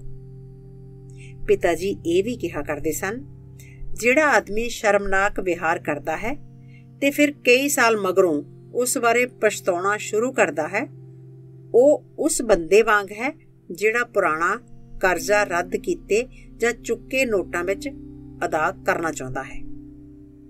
ਤੇ ਪਿਤਾ ਜੀ ਇਹ ਵੀ ਕਿਹਾ ਕਰਦੇ ਸਨ, ਜੇ ਤੁਸੀਂ ਬੁਰਾਈ ਨੂੰ ਖੁੱਲਿਆਂ ਛੱਡ ਦਿੰਦੇ ਹੋ ਤੇ ਆਪਣੀ ਸਕਲੀਆ ਤੋਂ ਨਿਕਲ ਜਾਣ ਦਿੰਦੇ ਹੋ ਤਾਂ ਉਸ ਥਾਂ ਨੂੰ ਕੁੱਟਣ ਦਾ ਕੀ ਫਾਇਦਾ ਜਿੱਥੇ ਇਹ ਬੈਠੀ ਹੋਈ ਸੀ। ਬਲਦਾਂ ਦੇ ਚੋਰੀ ਹੋਣ ਪਿੱਛੋਂ ਦਰਵਾਜ਼ੇ ਨੂੰ ਭਾਰਾ ਜਿਹਾ ਜੰਦਰਾ ਲਾਉਣ ਦਾ ਕੀ ਲਾਭ। ਇਹ ਸਭ ਕੁਝ ਠੀਕ ਹੈ ਤੇ ਮੈਨੂੰ ਪਤਾ ਹੈ ਕਿ ਘਟਨਾ ਤੋਂ ਪਿੱਛੋਂ ਸਿਆਣੇ ਬਣਨ ਦਾ ਕੋਈ ਲਾਭ ਨਹੀਂ। ਮੇਰੇ ਪਾਠਕ ਕਦੀ-ਕਦੀ ਮੈਨੂੰ ਲਿਖਦੇ ਹਨ ਤੇ ਐਸੀਆਂ ਚੀਜ਼ਾਂ ਬਾਰੇ ਯਾਦ ਕਰਾਉਂਦੇ ਹਨ ਜਿਹੜੀਆਂ ਫਿਰ ਮੇਰਾ ਜ਼ਖਮ ਕੁਰੇਦ ਦਿੰਦੀਆਂ ਹਨ। ਉਹ ਮੇਰੀ ਬਾਰੀ ਉੱਤੇ ਪੱਥਰ ਸੁੱਟਦੇ ਤੇ ਇਹ ਕਹਿੰਦੇ ਲੱਗਦੇ ਨੇ, ਜਰਾ ਬਾਹਰ ਝਾਤੀ ਮਾਰ ਤੇ ਆਪਣਾ ਮੂੰਹ ਦਿਖਾ ਰਸੂਲ ਹਮਜ਼ਾ ਤੋਂ। ਸਾਨੂੰ ਆਪਣੇ ਪਾਠਕਾਂ ਨੂੰ ਦੱਸ ਕਿ ਇਹ ਸਾਰਾ ਕੁਝ ਕਿਵੇਂ ਤੇ ਕਿਉਂ ਵਾਪਰਿਆ। ਮੈਂ ਤੁਹਾਨੂੰ ਕਾਹਦੇ ਬਾਰੇ ਦੱਸਾਂ? ਤੈਨੂੰ ਯਾਦ ਨਹੀਂ 1951 ਵਿੱਚ ਤੂੰ ਸ਼ਾਮਲ ਉੱਤੇ ਚਿੱਕੜ ਉਛਾਲ ਦੀ ਕਵਿਤਾ ਲਿਖੀ ਸੀ, ਪਰ 1961 ਵਿੱਚ ਤੂੰ ਉਸ ਦੇ ਸੋਲੇ ਗਾਉਂਦੀ ਕਵਿਤਾ ਲਿਖੀ। ਦੋਵੇਂ ਵਾਰੀ ਲਿਖਣ ਵਾਲੇ ਦਾ ਨਾਮ ਰਸੂਲ ਹਮਜ਼ਾ ਤੋਬ ਹੀ ਸੀ। ਅਸੀਂ ਜਾਣਨਾ ਚਾਹੁੰਦੇ ਹਾਂ ਕਿ ਇਹ ਇੱਕੋ ਹੀ ਰਸੂਲ ਸੀ ਜਾਂ ਦੋ ਵੱਖੋ ਵੱਖਰੇ ਰਸੂਲ ਹਨ। ਉਹਨਾਂ ਵਿੱਚੋਂ ਕਿਸ ਉੱਤੇ ਯਕੀਨ ਕਰੀਏ? ਇਹ ਹੈ ਸਵਾਲਾਂ ਦਾ ਸਵਾਲ। ਸਰੀਰ ਵਿੱਚ ਗੱਡਿਆ ਤੀਰ ਕੱਢਿਆ ਜਾ ਸਕਦਾ ਹੈ, ਪਰ ਉਸ ਤੀਰ ਦਾ ਕੀ ਕਰੀਏ ਜਿਸ ਨੇ ਦਿਲ ਨੂੰ ਬਿੰਨ ਦਿੱਤਾ ਹੈ। ਮੇਰੇ ਪਿਆਰੇ ਪਾਠਕ, ਮੈਨੂੰ ਨਹੀਂ ਪਤਾ ਤੇਰੀ ਉਮਰ ਕੀ ਹੈ। ਸ਼ਾਇਦ ਤੂੰ ਅਜੇ ਬਹੁਤ ਹੀ ਜਵਾਨ ਹੈ। ਕੀ ਆਪਣੀ ਜ਼ਿੰਦਗੀ ਵਿੱਚ ਤੈਨੂੰ ਕੁਝ ਹੱਦਾਂ ਲੰਘਣੀਆਂ ਪਈਆਂ ਹਨ? ਮੈਨੂੰ ਪਈਆਂ ਸਨ। ਮੈਂ ਪਿਆਰ ਕਰਦਾ ਸਾਂ, ਬਿਨਾਂ ਇਸ ਗੱਲ ਬਾਰੇ ਦੱਸ ਸਕਣ ਦੇ ਕਿ ਮੈਂ ਕਿਉਂ ਪਿਆਰ ਕਰਦਾ ਹਾਂ। ਮਗਰੋਂ ਮੈਨੂੰ ਪਛਤਾਉਣਾ ਪਿਆ। ਇੰਜ ਹੋ ਸਕਦਾ ਹੈ ਕਿ ਦੋ ਗੁਆਂਢੀਆਂ ਦੀਆਂ ਬਾਰੀਆਂ ਨੂੰ ਇੱਕ ਤੰਗ ਜਿਹੀ ਗਲੀ ਹੀ ਨਿਖੇੜਦੀ ਹੋਵੇ। ਹਰ ਬਾਰੀ ਵਿੱਚ ਗੁਆਂਢੀ ਸਾਹਮਣੇ ਖੜਾ ਹੁੰਦਾ ਹੈ ਤੇ ਇਹ ਲੋਕ ਲਗਾਤਾਰ ਲੜਦੇ ਰਹਿੰਦੇ ਹਨ, ਇੱਕ ਦੂਜੇ ਉੱਪਰ ਬੁਰੇ ਕੰਮਾਂ ਲਈ ਦੋਸ਼ ਲਾਉਂਦੇ ਰਹਿੰਦੇ ਹਨ। ਬਜ਼ੁਰਗ ਜਵਾਨਾਂ ਨੂੰ ਚੰਗਾ ਮੰਦਾ ਕਹਿੰਦੇ ਹਨ ਤੇ ਜਵਾਨ ਬਜ਼ੁਰਗਾਂ ਨੂੰ। ਮੈਂ ਇਹਨਾਂ ਲੜਦੇ ਗੁਆਂਢੀਆਂ ਵਾਂਗ ਹਾਂ, ਪਰ ਦੋਹਾਂ ਬਾਰੀਆਂ ਵਿੱਚ ਮੈਂ ਹੀ ਖੜਾ ਹਾਂ। ਸਿਰਫ ਇੱਕ ਵਿੱਚ ਜਵਾਨੀ ਦੇ ਵੇਲੇ ਦਾ ਰਸੂਲ ਹੈ ਤੇ ਦੂਜੇ ਵਿੱਚ ਇਸ ਵੇਲੇ ਦਾ ਰਸੂਲ। ਸਮੇਂ ਦੀ ਚਮਕ ਨੇ ਮੇਰੀਆਂ ਅੱਖਾਂ ਚੁੰਧਿਆ ਦਿੱਤੀਆਂ ਸਨ। ਜਿਸ ਤਰ੍ਹਾਂ ਸੋਹਣੀ ਕੁੜੀ ਅਹਿਮਕ ਮੁੰਡੇ ਨੂੰ ਅੰਨ੍ਹਿਆ ਕਰ ਦਿੰਦੀ ਹੈ, ਮੈਂ ਚੀਜ਼ਾਂ ਨੂੰ ਉਸੇ ਤਰ੍ਹਾਂ ਦੇਖਦਾ ਸਾਂ ਜਿਸ ਤਰ੍ਹਾਂ ਕੋਈ ਵਰ ਇਸ ਤਰ੍ਹਾਂ ਦੀ ਮਟਿਆਰ ਨੂੰ ਦੇਖਦਾ ਹੈ, ਘੱਟੋ ਘੱਟ ਕਮੀਆਂ ਵੱਲੋਂ ਵੀ ਅੱਖਾਂ ਬੰਦ ਕਰਕੇ। ਸੱਚੀ ਗੱਲ ਇਹ ਹੈ ਕਿ ਮੈਂ ਸਮੇਂ ਦਾ ਪਰਛਾਵਾਂ ਸਾਂ। ਜਿਵੇਂ ਕਿ ਕਹਾਵਤ ਹੈ, ਜਿਹੀ ਸੋਟੀ ਤੇਹਾ ਪਰਛਾਵਾਂ। ਸਰਕਾਰੀ ਤੌਰ ਉੱਤੇ ਐਲਾਨ ਕਰ ਦਿੱਤਾ ਗਿਆ ਸੀ ਕਿ ਸ਼ਾਮਿਲ ਬਰਤਾਨੀਆ ਤੇ ਤੁਰਕੀ ਦਾ ਜਸੂਸ ਸੀ ਜਿਹੜਾ ਕੌਮਾਂ ਵਿਚਕਾਰ ਦੁਸ਼ਮਣੀ ਪੈਦਾ ਕਰਨ ਉੱਤੇ ਤੁਲਿਆ ਹੋਇਆ ਸੀ। ਮੈਂ ਉਸ ਘਰ ਵਿੱਚ ਯਕੀਨ ਰੱਖਦਾ ਸਾਂ ਜਿਸ ਵਿੱਚ ਇਹ ਦਾਅਵਾ ਕੀਤਾ ਜਾਂਦਾ ਸੀ, ਤੇ ਮੈਂ ਉਸ ਘਰ ਦੇ ਮਾਲਕ ਵਿੱਚ ਯਕੀਨ ਰੱਖਦਾ ਸਾਂ। ਉਸ ਵੇਲੇ ਮੈਂ ਆਪਣੇ ਸ਼ਾਮਲ ਨੂੰ ਬੇਨਕਾਬ ਕਰਦੀ ਕਵਿਤਾ ਲਿਖੀ। ਅੱਜ ਕਦੀ-ਕਦੀ ਲੋਕ ਮੇਰਾ ਦਿਲ ਰੱਖਣ ਲਈ ਮੈਨੂੰ ਕਹਿੰਦੇ ਹਨ, ਅਸਾਂ ਸੁਣਿਆ ਹੈ ਕਿ ਤੂੰ ਖਾਸ ਹਦਾਇਤਾਂ ਉੱਤੇ ਕਵਿਤਾ ਲਿਖੀ ਸੀ ਕਿ ਤੈਨੂੰ ਇਹ ਕਵਿਤਾ ਲਿਖਣ ਲਈ ਮਜਬੂਰ ਕੀਤਾ ਗਿਆ ਸੀ। ਇਹ ਸੱਚਾਈ ਨਹੀਂ, ਕਿਉਂਕਿ ਕਿਸੇ ਨੇ ਮੇਰੇ ਨਾਲ ਜ਼ਬਰਦਸਤੀ ਨਹੀਂ ਸੀ ਕੀਤੀ, ਕਿਸੇ ਨੇ ਮੇਰੇ ਉੱਤੇ ਦਬਾਅ ਨਹੀਂ ਸੀ ਪਾਇਆ। ਮੈਂ ਆਪ ਹੀ ਆਪਣੀ ਮਰਜ਼ੀ ਨਾਲ ਸ਼ਾਮਿਲ ਬਾਰੇ ਕਵਿਤਾ ਲਿਖੀ ਸੀ ਤੇ ਆਪ ਹੀ ਸੰਪਾਦਕੀ ਦਫ਼ਤਰ ਵਿੱਚ ਲੈ ਗਿਆ ਸਾਂ। ਮੈਂ ਬਸ ਉਹਨਾਂ ਕੁਝ ਪਹਾੜੀਆਂ ਵਰਗਾ ਸਾਂ ਜਿਹੜੇ ਅਰਬੀ ਦਾ ਇੱਕ ਵੀ ਲਫ਼ਜ਼ ਜਾਣੇ ਬਿਨਾਂ ਕੁਰਾਨ ਦੇ ਵਰਕੇ ਉਥਲਦੇ ਨੇ ਤੇ ਇੱਕ ਵੀ ਲਫ਼ਜ਼ ਸਮਝੇ ਬਿਨਾਂ ਮਿੱਠੇ ਜਿਹੇ ਵਜਦ ਵਿੱਚ ਆ ਜਾਂਦੇ ਨੇ। ਮੈਂ ਤਾਂ ਸਮੇਂ ਦਾ ਪਰਛਾਵਾਂ ਸਾਂ। ਉਦੋਂ ਮੈਨੂੰ ਇਹ ਨਹੀਂ ਸੀ ਪਤਾ ਕਿ ਕਵੀ ਨੂੰ ਪਰਛਾਵਾਂ ਕਦੀ ਨਹੀਂ ਬਣਨਾ ਚਾਹੀਦਾ। ਉਸਨੂੰ ਤਾਂ ਲਾਟ ਚਾਨਣ ਦਾ ਸੋਮਾ ਬਣਨਾ ਚਾਹੀਦਾ ਹੈ। ਇਸ ਦਾ ਕੋਈ ਫਰਕ ਨਹੀਂ ਪੈਂਦਾ ਕਿ ਇਹ ਲਾਟ ਮੱਧਮ ਜਿਹੀ ਹੈ ਜਾਂ ਕਿ ਸੂਰਜ ਵਾਂਗ। ਚਾਨਣ ਦਾ ਕੋਈ ਪਰਛਾਵਾਂ ਨਹੀਂ ਹੁੰਦਾ। ਚਾਨਣ सिर्फ चानण पैदा करता है। शायद मैनू ये जरा पछड़ के समझ आई। तां की होया, हर तरह के सेब हुंदे हन। कुछ बड़ी जल्दी पक जाते हैं, पर कुछ पतझड़ विच जाके किते पकते हैं। मैं शायद पतझड़ी सेब हाँ। इस तरह वापरिया सी ये सारा कुछ। जिथों तक मेरे जख्म का सवाल है, ये मेरे नाल ही रहिंदा है। फिर वो जख्म पुराना जिहड़ा आखिर कदी न भरिया, दिल मेरे ते छुरी चलावे ते अग दे विच बाले। ऐसी कथा कोई वड्डियां दी, इसनूं मैं बचपन तो जाना, जिवें ये उन्नी हुई सी उस दे नां दुआले सी। ये कथा जिवें जथार्थ दे विच गुज्जी हुई, जिसनूं बचपन विच सुणदा सां एक मन एक चित हो के, जद के उसदे हुक्म च चलदियां बहादुर फौजां वांगू बदल संध्या दे तरदे सन घरां दे उत्तों हो के। सी ये गीत गमां दा जिहड़ा मां गाया करदी सी। उसदियां निर्मल अखां विच हंझू देंदे लिशकारे अज तक नहीं भुला सकदा मैं कि फिर किवें उन्हां तों संध्या दी बादी विच बन जांदे सन शबनम तारे। कंध नाल लगे फ्रेम तो सारे सकलियां नूं सी तकदा बजुर्ग बहादुर रणजोधा ओ फौजी वर्दी पाई। खब हत्था सी ओ ते शस्त्र सज्जे पासे लटके, आप खड़ा किरपान दी मुठ ते खब्बा हथ टिकाई। याद है मैनू जद उसने तस्वीर तो हेठां तकदे दो मेरे वड्डे वीरे जंगले विदासी कीते, ते तां जो उस दे नां उत्ते टैंक कोई बन सके, भैन मेरी ने गानी ते बाजू बंद सी दे दिते। ते मेरे प्यो ने भी कुछ चिर ही बस मरण तो पहला कविता उस योधे बारे सी लिखी, पर हाय कमबख्ती तद तक शामिल बिना कसूरों एवें गया कलखाया। उस दे नां ते आ गई झूठी दंद कथा दी सख्ती। अचनचेत ये सट ना पैंदी तां फिर हो सकदा सी प्यो मेरा कुछ होर जिउंदा। मैं भी दोष भ्याली पाई मन गया सब कुछ, ते जल्दी जहे गीत झिरिटिया मैं भी। दोष गान विच तूती अपनी दी मैं वाज रलाई। वड वडेरे दी तलवार नूं जिसने सदी चुथाई, बिन थकिया जंग विच सी दुश्मन दे आहू लाहे। मैं भटके ने मुंड पुणे वाली कविता विच लिखिया, ओ हथियार कि जिसनूं केवल एक गदार ही पाए। भारी कदम उस दे हुण रातां नूं साफ सुणींदे, वारी नाल लगा दिसे ज्यों ही बत्ती बंद होवे। औल अकूल को दा ओ रखियक, कैरी नजरी वाला गुनीव दा बुढ़ सियाणा। फिर मेरे कोल आण खलोवे, ओ आखे जंग दे विच ते मचदे भांबड़ां दे विच बेहद डोलिया खून सी मैं, ते बेहद दुख उठाया। 19 घाव सहे बलदे उन्हां विच जिसम मेरे ने। तू दुध पींदे बच्चे मैनू 20 घाव लगाया। खंजरां तो ते गोलियां तो लगे मैं जख्म सहे सी, पर तेरा डंग सबना नालों तिगणी पीड़ पहुंचावे, क्योंकि किसे पहाड़ी तो ये पहला जख्म सी लगा। होर कोई बेइज्जती ना शिद्दत विच इस तुल आवे। हो सकदा है अज जहाद दी लोड़ ना पवे तुहानू, पर कदी इन्हां पर्वतां दी ओने सी कीती राखी। हो सकदा है अज मेरे शस्त्र हो गए पुराने, पर आज़ादी दी सेवा कीती इहने साखी। मैं लड़िया जंगां बिन थकिया पर्वत जाए दे हठ नाल। समा कदी ना मिलिया मैनू गीतां ते जशनां दा। इंज हुंदा सी कि तुकवाजां नूं कोड़े सा लाउंदा, कथा घाड़ियां नूं तक के मैनू तास ही चढ़ जांदा। शायद गलती ते सां जद उन्हां नाल कीती सख्ती। अपना गर्म सुभाਅ काबू रखण दा नहीं सां आदी, पर तेरे जय होछे तुकवाजां नूं अज भी देखा तां लगे ज्यों मैं उदों भी नहीं सी गलती खाधी।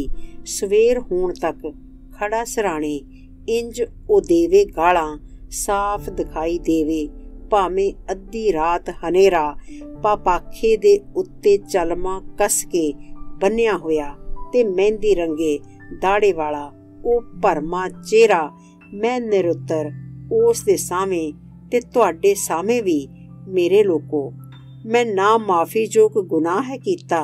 नायब इमाम दा सी एक डाढा हंडिया होया सिपाही, हाजी मुराद सी ना जिसने बेदावा सी लिख दिता। अपने आप ते शर्मिंदा उस मुड़न दा फैसला कीता, पर जा फसिया विच दलदल दे दंड पूरा उस पाया। मैं मुड़ जावां कोल इमाम दे, क्या गल हासो हीणी, ना ओ मेरा राह ते ना ही हुण ओ है समा रहा। बिन सोचे कीती रचना अपने लिए मैं शर्मिंदा, सख्त उनींदे झागां राती इउं उसदा फल पावां। मैं चाहुंदा हां इमाम नूं माफ़ी दे लई अर्ज गुजारां, पर इस दे लई मैं नहीं चाहुंदा दलदल विच फस जावां।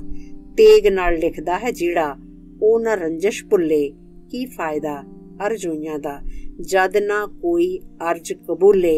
मेरी कच उमरी कविता ने जो तोहमत सी लाई, ओ सारी उम्र रहांगा उस दा दिल ते बोझ उठाई। सुख पर तू ए कौम मेरी, मेरी भुल बख्शी मैनू बिन सीमा, आखिर जीवन भर प्यार कीता है मैं तैनू। मेरी माँ भूमि देखी ना कवि नू इस नज़र नाल, जियों कोई माँ शर्मिंदा होवे पुत दे बुरे हशर नाल। मैनू नहीं पता दागिस्तानियां ने मैनू मेरी पुरानी कविता लई माफ़ कर दिता है जां नहीं। मैनू नहीं पता शामिल दे परिवार ने पर शामी ने मैनू उन्हां लई माफ़ कर दिता है जां नहीं। मैनू तो सिर्फ ये पता है कि मैं कदी अपने आप नू माफ़ नहीं करांगा। शामिल नू तू रहण दे जिथे है, मेरे पिता जी कहा करते सन। जे तू उस नू छेड़ेगा तो मरदे दम तक चैन नहीं मिलेगा। पिता जी किन्ने ठीक सन। मैं पर्वत दा जाया, मैनू किसी ना लाड लड़ाया। बचपन तो झड़कां सहना, कुट खाना लेखे लाया। हर गलती लई मेरे पिता तो कन्न सी पुट्टे जांदे। मेरे किसी गुनाह नू उसने हासे कदी ना पाया। जवान होया तां हुण मैनू पई पैंदी समय तो मार। हुणे मेरे कन्न खिच्चे ते खिच खिच के कर देवे लाल। जिवें दुतारे दियां किल्लियां नू कोई मरोड़ देवे, जद कोई तार होवे ढिल्ली जां बेसुर रती रवाल। समा दिनां तो साल बनदे ने, सालां तो सदियां। पर युग किस नूं कहंदे ने? कि ये सदियां तो मिल के बनदा है जां सालां तो, जां हो सकदा है इक्को दिन ही युग बन जाए। 5 महीने दरख्त हरे भरे पत्तियां नाल ढकिया रहिंदा है, पर दिन जां एक रात ही इस दे पत्तियां नूं पीड़े कर देण लई काफ़ी हुंदी है। इस तो उल्ट भी ठीक है। 5 महीने दरख्त खड़ा रहिंदा है, बिन पत्तियां ते काला पिया होया। सिर्फ एक ही निੱਘਾ ते रोशन दिन इस नूं हरियां हरियां करूंबड़ां नाल ढकण लई काफ़ी हुंदा है। एक खुशियां भरी सवेर काफ़ी हुंदी है इस दे फुੱਲ खिड़ पैण। ऐसे भी दरख्त हुंदे ने ਜਿਹੜੇ हर महीने रंग बदलते ने, ऐसे भी ने ਜਿਹੜੇ कदी रंग नहीं बदलते। देश दौरे करन वाले पंछी भी हुंदे ने ਜਿਹੜੇ मौसम के मुताबिक दुनिया विच एक थां तो दूजी थां जांदे रहिंदे ने। उकाब हुंदे ने ਜਿਹੜੇ हमेशा अपने पहाड़ां वल वफादार रहिंदे ने। पंछी हवा दे उल्ट उड़ना पसंद करते ने। चंगी मच्छी रौ दे उल्ट तरदी है। सच्चा कवि अपने दिल तो प्रेरणा लैंदियां दुनिया की राय के खिलाफ उठ खड़ा होवेगा। अपनी नोटबुक विचों मेरा एक दोस्त है अवार कवि। पिछले साल उसका नवा काव्य संग्रह प्रकाशित होया। इस विचलियां सारियां कवितावां नूं उसने वख-वख हिस्सियां विच वंडिया होया सी, जिवें कि शहरी फ्लैट दे कमरे। सो राजसी जां शहरीयत संबंधी कवितावां अध्ययन कमरा हो गईयां। निजी ते प्यार कवितावां नूं सौण कमरा कह लवो।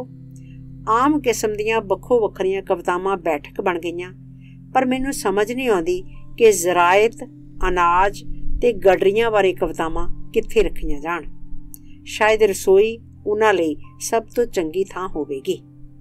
ते की वो गायक ठीक नहीं लगदा जिहड़ा दागिस्तानी गायकां दे मुकाबले विच हिस्सा लैण लई अपने पहाड़ां तो मखाच कला आया सी।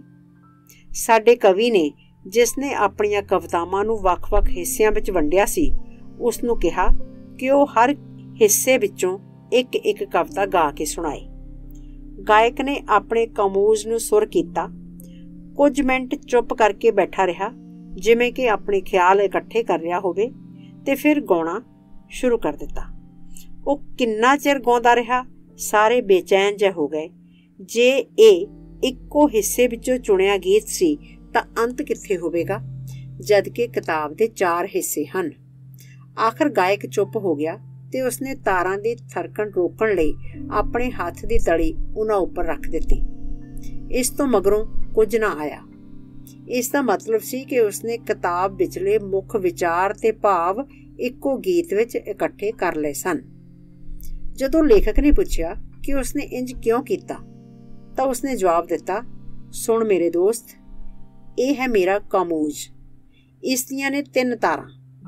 ਮੈਂ ਇਹ ਨਹੀਂ ਕਰ ਸਕਦਾ ਕਿ ਪਹਿਲਾਂ ਇੱਕ ਤਾਰ ਵਜਾਵਾਂ, ਫਿਰ ਦੂਜੀ ਤੇ ਫਿਰ ਤੀਜੀ।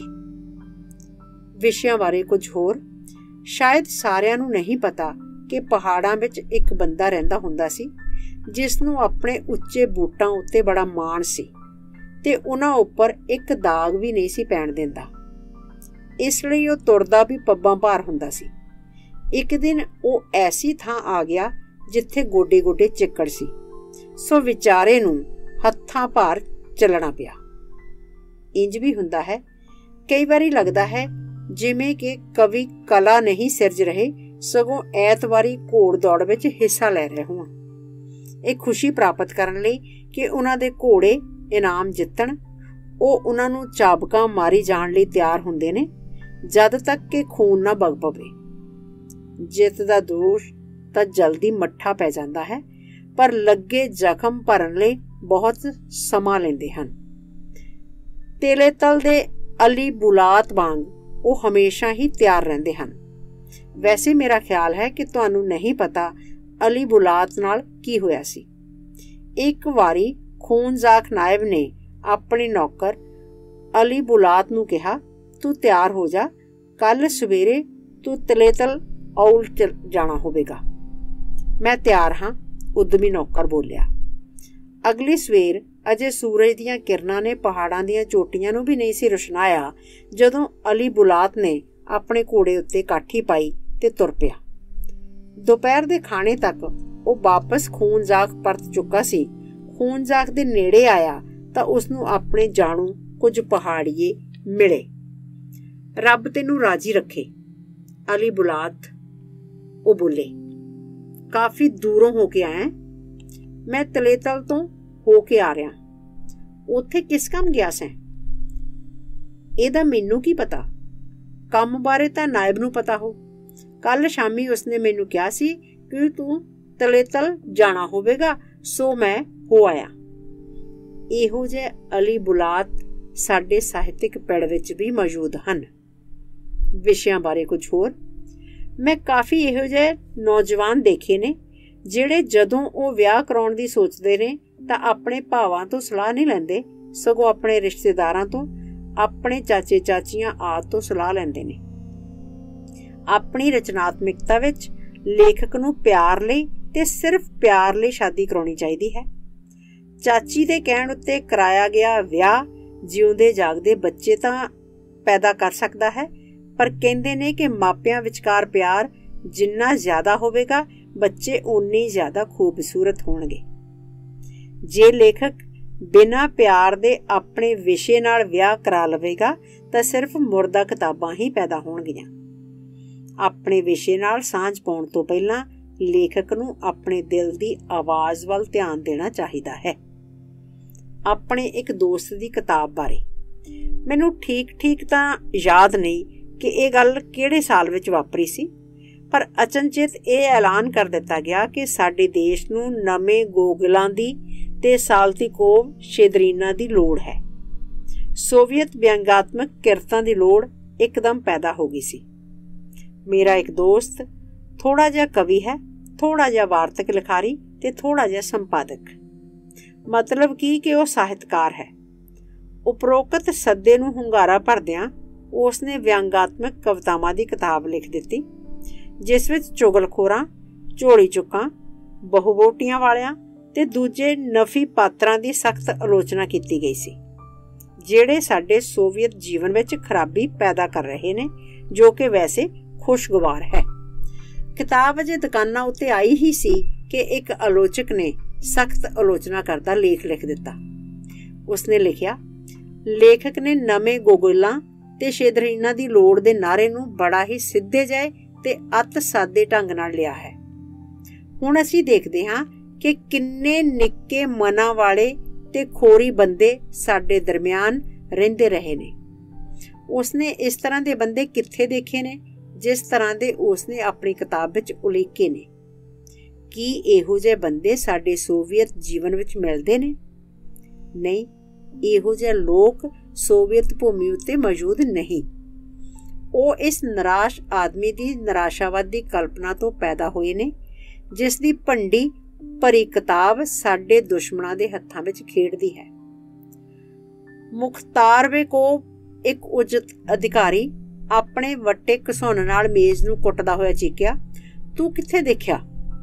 ਮਿਸਾਲ ਵਜੋਂ ਇਹੋ ਜਿਹਾ ਸੁਸਤ ਤੇ ਨਿਕੰਮਾ ਟੀਮ ਲੀਡਰ ਤੂੰ ਕਿੱਥੇ ਦੇਖਿਆ, ਜਿਹੜਾ ਹੋਰ ਤੇ ਹੋਰ ਨਾਲੇ ਪਿਆਕੜ ਵੀ ਹੈ? ਆਪਣੀ ਆਉਲ ਵਿੱਚ ਨਿਮਰਤਾ ਨਾਲ ਲੇਖਕ ਨੇ ਜਵਾਬ ਦਿੱਤਾ, ਇਹ ਝੂਠੀ ਤੋਹਮਤ ਹੈ। ਮੈਨੂੰ ਪਤਾ ਹੈ ਤੁਹਾਡੀ ਆਉਲ ਦਾ ਸਾਂਝਾ ਫਾਰਮ ਸਭ ਤੋਂ ਅੱਗੇ ਹੈ। ਇਹੋ ਜਿਹੇ ਆਗੂ ਸਾਂਝੇ ਫਾਰਮ ਵਿੱਚ ਇਸ ਤਰ੍ਹਾਂ ਦਾ ਟੀਮ ਲੀਡਰ ਹੋ ਹੀ ਨਹੀਂ ਸਕਦਾ। ਮਤਲਬ ਕਿ ਵਿਅੰਗਕਾਰ ਦਾ ਵਿਅੰਗ ਉਸਦੇ ਆਪਣੇ ਗਲ ਦੀ ਫਾਹੀ ਬਣ ਗਿਆ। ਇਹ ਬਿਲਕੁਲ ਪੋਲਿਸ਼ ਰਸਾਲੇ ਵਿਚਲੇ ਇੱਕ ਕਾਰਟੂਨ ਵਾਲੀ ਗੱਲ ਸੀ, ਜਿਸ ਵਿੱਚ ਦੋ ਛੱਜੇ ਦਿਖਾਏ ਗਏ ਸਨ, ਇੱਕ ਹੇਠਲੀ ਮੰਜ਼ਲ ਉੱਤੇ, ਦੂਜਾ ਤੀਸਰੀ ਮੰਜ਼ਲ ਉੱਤੇ। ਦੋਹਾਂ ਉੱਤੇ ਇੱਕ ਇੱਕ ਆਦਮੀ ਖੜਾ ਸੀ। ਹੇਠਲਾ ਆਦਮੀ ਉੱਪਰਲੇ ਨੂੰ ਵੱਟੇ ਮਾਰ ਰਿਹਾ ਸੀ, ਪਰ ਵੱਟੇ ਆਪਣੇ ਨਿਸ਼ਾਨੇ ਤੱਕ ਪੁੱਜਣ ਤੋਂ ਪਹਿਲਾਂ ਉਸਦੇ ਆਪਣੇ ਸਿਰ ਵਿੱਚ ਆ ਵੱਜਦੇ ਸਨ। ਉੱਪਰਲਾ ਆਦਮੀ ਆਪਣਾ ਵੱਟਾ ਬਸ ਤਿਲਕਾ ਦਿੰਦਾ ਸੀ ਤੇ ਇਹ ਹੇਠਾਂ ਖੜੇ ਬਦਕਿਸਮਤ ਆਦਮੀ ਦੇ ਸਿਰ ਵਿੱਚ ਜਾ ਵੱਜਦਾ ਸੀ। ਕਾਰਟੂਨ ਨੂੰ ਸਿਰਲੇਖ ਦਿੱਤਾ ਗਿਆ ਸੀ, ਆਲੋਚਨਾ ਹੇਠਾਂ ਵੱਲੋਂ ਤੇ ਉੱਪਰ ਵੱਲੋਂ। ਕਿਸੇ ਨੇ ਵਿਚਾਰੇ ਵਿਅੰਗਕਾਰ ਨੂੰ ਸਲਾਹ ਦਿੱਤੀ ਕਿ ਸਭ ਤੋਂ ਚੰਗਾ ਤਰੀਕਾ ਇਹ ਹੋਵੇਗਾ ਕਿ ਉਹ ਆਪਣੀ ਗਲਤੀ ਮੰਨ ਲਵੇ। ਸਿਰਫ ਇੱਕ ਵਾਰੀ ਨਹੀਂ, ਸਗੋਂ ਕਈ ਵਾਰੀ, ਜਦੋਂ ਵੀ ਕਦੀ ਮੌਕਾ ਹੱਥ ਲੱਗੇ, ਅਖਬਾਰਾਂ ਵਿੱਚ, ਕਿਸੇ ਰਸਾਲੇ ਵਿੱਚ ਤੇ ਹਰ ਮੀਟਿੰਗ ਵਿੱਚ ਜਿਸ ਵਿੱਚ ਵੀ ਉਹ ਸ਼ਾਮਲ ਹੋਵੇ। ਬਦਕਿਸਮਤ ਲੇਖਕ ਨੇ ਖੁੱਲ੍ਹਮ ਖੁੱਲ੍ਹਾ ਪਛਤਾਵਾ ਕਰਨਾ, ਛਾਤੀ ਪਿੱਟਣੀ ਸ਼ੁਰੂ ਕਰ ਦਿੱਤੀ। ਪਰ ਇਹ ਕਾਫੀ ਨਹੀਂ ਸੀ। ਤੇਰੀਆਂ ਚਿੱਕੜ ਉਛਾਲਦੀਆਂ ਕਵਿਤਾਵਾਂ ਤੋਂ ਪਿੱਛੋਂ ਅਸੀਂ ਤੇਰੇ ਵਿੱਚ ਹੋਰ ਵਿਸ਼ਵਾਸ ਨਹੀਂ ਕਰ ਸਕਦੇ। ਵੱਡਾ ਮੁਖੀ ਮੁਖਤਾਰਬੇਕੋਵ ਕਹਿਣ ਲੱਗਾ, ਤੈਨੂੰ ਕਰਨੀ ਨਾਲ, ਆਪਣੀ ਕਲਮ ਨਾਲ ਸਿੱਧ ਕਰਨਾ ਚਾਹੀਦਾ ਹੈ ਕਿ ਤੂੰ ਆਪਣੀਆਂ ਗਲਤੀਆਂ ਸੋਧ ਲਈਆਂ ਨੇ। ਮੇਰੇ ਦੋਸਤ ਨੂੰ ਕੋਈ ਫਰਕ ਨਹੀਂ ਸੀ ਪੈਂਦਾ। ਜੇ ਆਲੋਚਨਾ ਦੀ ਲੋੜ ਸੀ, ਉਹ ਤਿਆਰ ਸੀ। ਜੇ ਉਸ ਤੋਂ ਆਪਣੀਆਂ ਗਲਤੀਆਂ ਸੋਧਣ ਦੀ ਆਸ ਕੀਤੀ ਜਾਂਦੀ ਸੀ, ਉਹ ਤਾਂ ਵੀ ਤਿਆਰ ਸੀ। ਉਹ ਕੰਮ ਕਰਨ ਬਹਿ ਗਿਆ ਤੇ ਇੱਕ ਨਵੀਂ ਕਵਿਤਾ ਲਿਖ ਦਿੱਤੀ, ਮਿਹਨਤੀ ਮਰਜਾਨਾਤ। ਇਹ ਕੁੜੀ ਕਵਿਤਾ ਦੀ ਨਾਇਕਾ, ਮੋਹਰੀ ਸਫਾ ਵਿਚਲੀ ਇੱਕ ਸਰਗਰਮ ਕਾਰਕੁਨ, ਆਪਣੇ ਸਾਂਝੇ ਫਾਰਮ ਨੂੰ ਕੁਝ ਹੀ ਸਮੇਂ ਵਿੱਚ ਸਭ ਤੋਂ ਅੱਗੇ ਲੈ ਆਉਂਦੀ ਹੈ। ਸਾਰੀਆਂ ਪਲਾਨਾਂ ਮਿੱਥੇ ਨਾਲੋਂ ਵਧੇਰੇ ਪੂਰੀਆਂ ਕਰਦੀ ਹੈ ਤੇ ਅਖੀਰ ਸ਼ੌਕੀਆ ਕਲਾ ਮੁਕਾਬਲੇ ਵਿੱਚ ਪਹਿਲੀ ਥਾਂ ਜਿੱਤਦੀ ਹੈ, ਜਿਸ ਮੁਕਾਬਲੇ ਵਿੱਚ ਉਹ ਆਪਣਾ ਹੀ ਬਣਾਇਆ ਹੋਇਆ ਗੀਤ ਪੇਸ਼ ਕਰਦੀ ਹੈ। ਕਵਿਤਾ ਤੁਰੰਤ ਇੱਕ ਰਸਾਲੇ ਵਿੱਚ ਪ੍ਰਕਾਸ਼ਿਤ ਹੋ ਗਈ ਤੇ ਕਿਤਾਬੀ ਸ਼ਕਲ ਵਿੱਚ ਵੀ ਛਪ ਗਈ। ਪਰ ਸਮੇਂ ਕੁਝ ਬਦਲ ਗਏ ਸਨ ਤੇ ਜਿਨ੍ਹਾਂ ਅਖਬਾਰਾਂ ਨੇ ਵਿਅੰਗਕਾਰ ਨੂੰ ਭੰਡੀ ਪ੍ਰਚਾਰਕ ਤੇ ਚਿੱਕੜ ਉਛਾਲਣ ਵਾਲਾ ਕਿਹਾ ਸੀ, ਉਹ ਹੁਣ ਦਾਅਵਾ ਕਰਨ ਲੱਗੇ ਕਿ ਉਹ ਹਰ ਤਰ੍ਹਾਂ ਦੀਆਂ ਕਮੀਆਂ ਉੱਤੇ ਪਰਦਾ ਪਾਉਂਦਾ ਹੈ। ਇੱਕ ਵਾਰੀ ਇੱਕ ਵੱਡਾ ਮੁਖੀ ਮੁਖਤਾਰਬੇਕੋਵ ਮੇਜ਼ ਉੱਤੇ ਮੁੱਕੀਆਂ ਮਾਰਦਿਆਂ ਪੁੱਛਣ ਲੱਗਾ, ਤੂੰ ਕਿੱਥੇ ਇਹੋ ਜਿਹਾ ਸਾਂਝਾ ਫਾਰਮ ਦੇਖਿਆ ਜਿਸ ਵਿੱਚ ਕੋਈ ਕਮੀ ਹੀ ਨਹੀਂ। ਇਹੋ ਜਿਹਾ ਆਦਰਸ਼ਿਕ ਸਾਂਝਾ ਫਾਰਮ ਤੂੰ ਕਿੱਥੇ ਦੇਖਿਆ?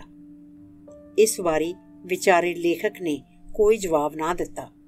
ਕੁਝ ਗੰਢਾਂ ਇਸ ਤਰ੍ਹਾਂ ਦੀਆਂ ਵੀ ਹੁੰਦੀਆਂ ਨੇ, ਪੀੜੀਆਂ ਜਿਹੜੀਆਂ ਹੱਥਾਂ ਨਾਲ ਨਹੀਂ ਖੁੱਲ੍ਹਦੀਆਂ, ਪਰ ਦੰਦ ਵਰਤੇ ਨਹੀਂ ਜਾ ਸਕਦੇ ਕਿਉਂਕਿ ਗੰਢ ਗੰਦ ਨਾਲ ਲਿਬੜੀ ਪਈ ਹੁੰਦੀ ਹੈ।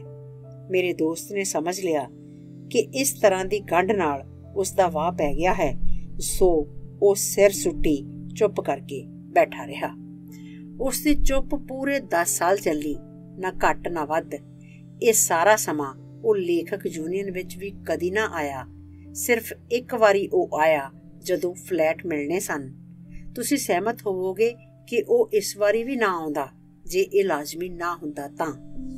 ਇੰਨੇ ਚਿਰ ਵਿੱਚ ਮੁਖਤਾਰ ਬੇਕੂਬ ਨੂੰ ਝੂਠੀਆਂ ਰਿਪੋਰਟਾਂ ਭੇਜਣ ਲਈ ਉਸ ਦੀ ਪਦਵੀ ਤੋਂ ਹਟਾ ਦਿੱਤਾ ਗਿਆ।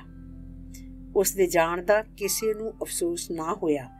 ਵੈਸੇ ਉਹ ਕੈਸਪੀਅਨ ਦੇ ਠੰਡੇ ਤੇ ਨਮਕੀਨ ਪਾਣੀਆਂ ਵਿੱਚ ਨਹਾਉਣ ਦਾ ਸ਼ੌਕੀਨ ਸੀ।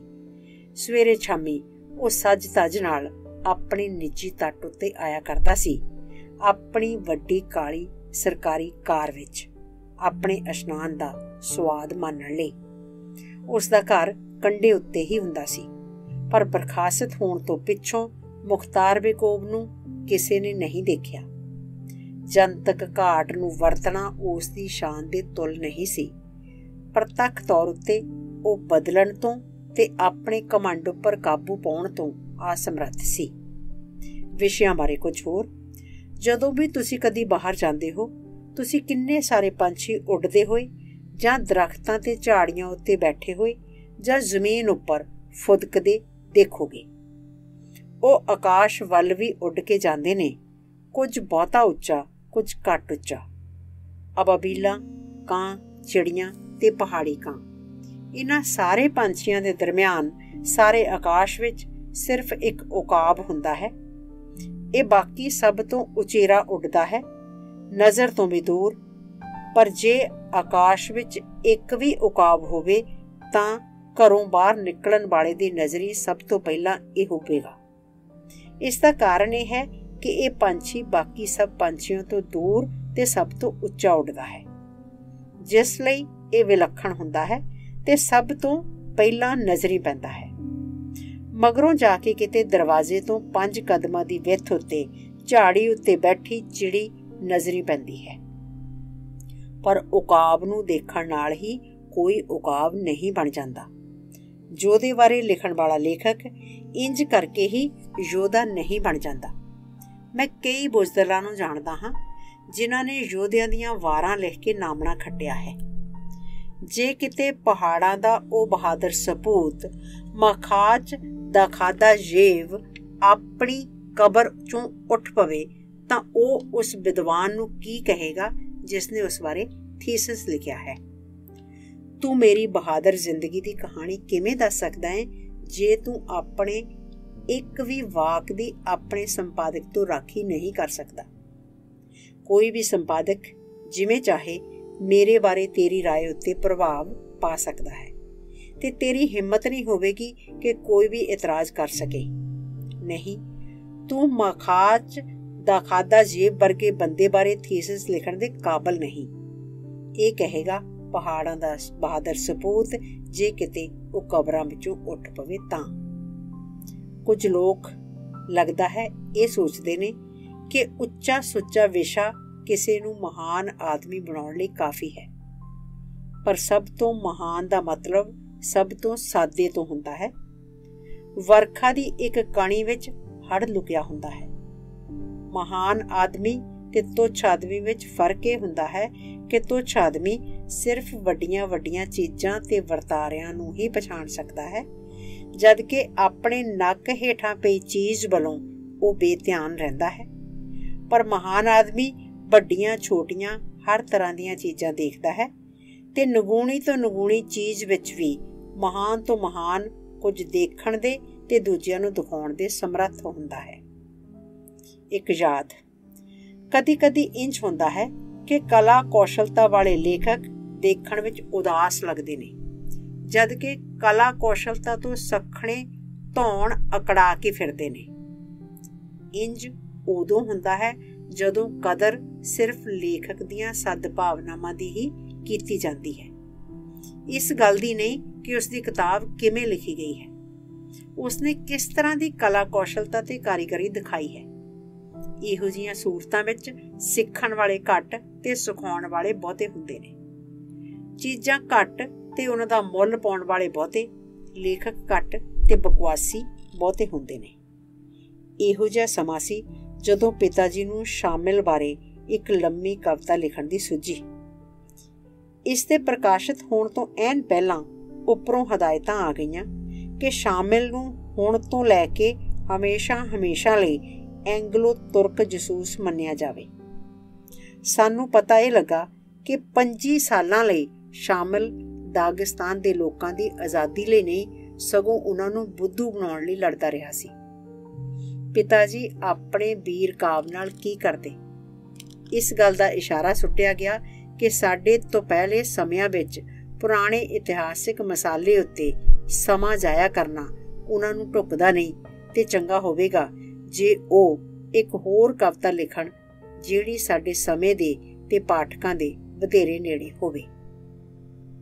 ਉਨੀ ਦਿਨੀ ਸਾਡਾ ਪਰਿਵਾਰਕ ਮਿੱਤਰ ਖੁਸ਼ ਰਹਿਣਾ ਕਵੀ ਅਬੂ ਤਾਲਿਬ ਅਕਸਰ ਹੀ ਪਿਤਾ ਜੀ ਨੂੰ ਮਿਲਣ ਆਉਂਦਾ ਹੁੰਦਾ ਸੀ। ਉਸ ਤੋਂ ਕਦੀ ਵੱਖ ਨਾ ਹੋਣ ਵਾਲਾ ਸੂਰਨਾ ਹਮੇਸ਼ਾ ਉਸ ਦੇ ਨਾਲ ਹੁੰਦਾ ਸੀ।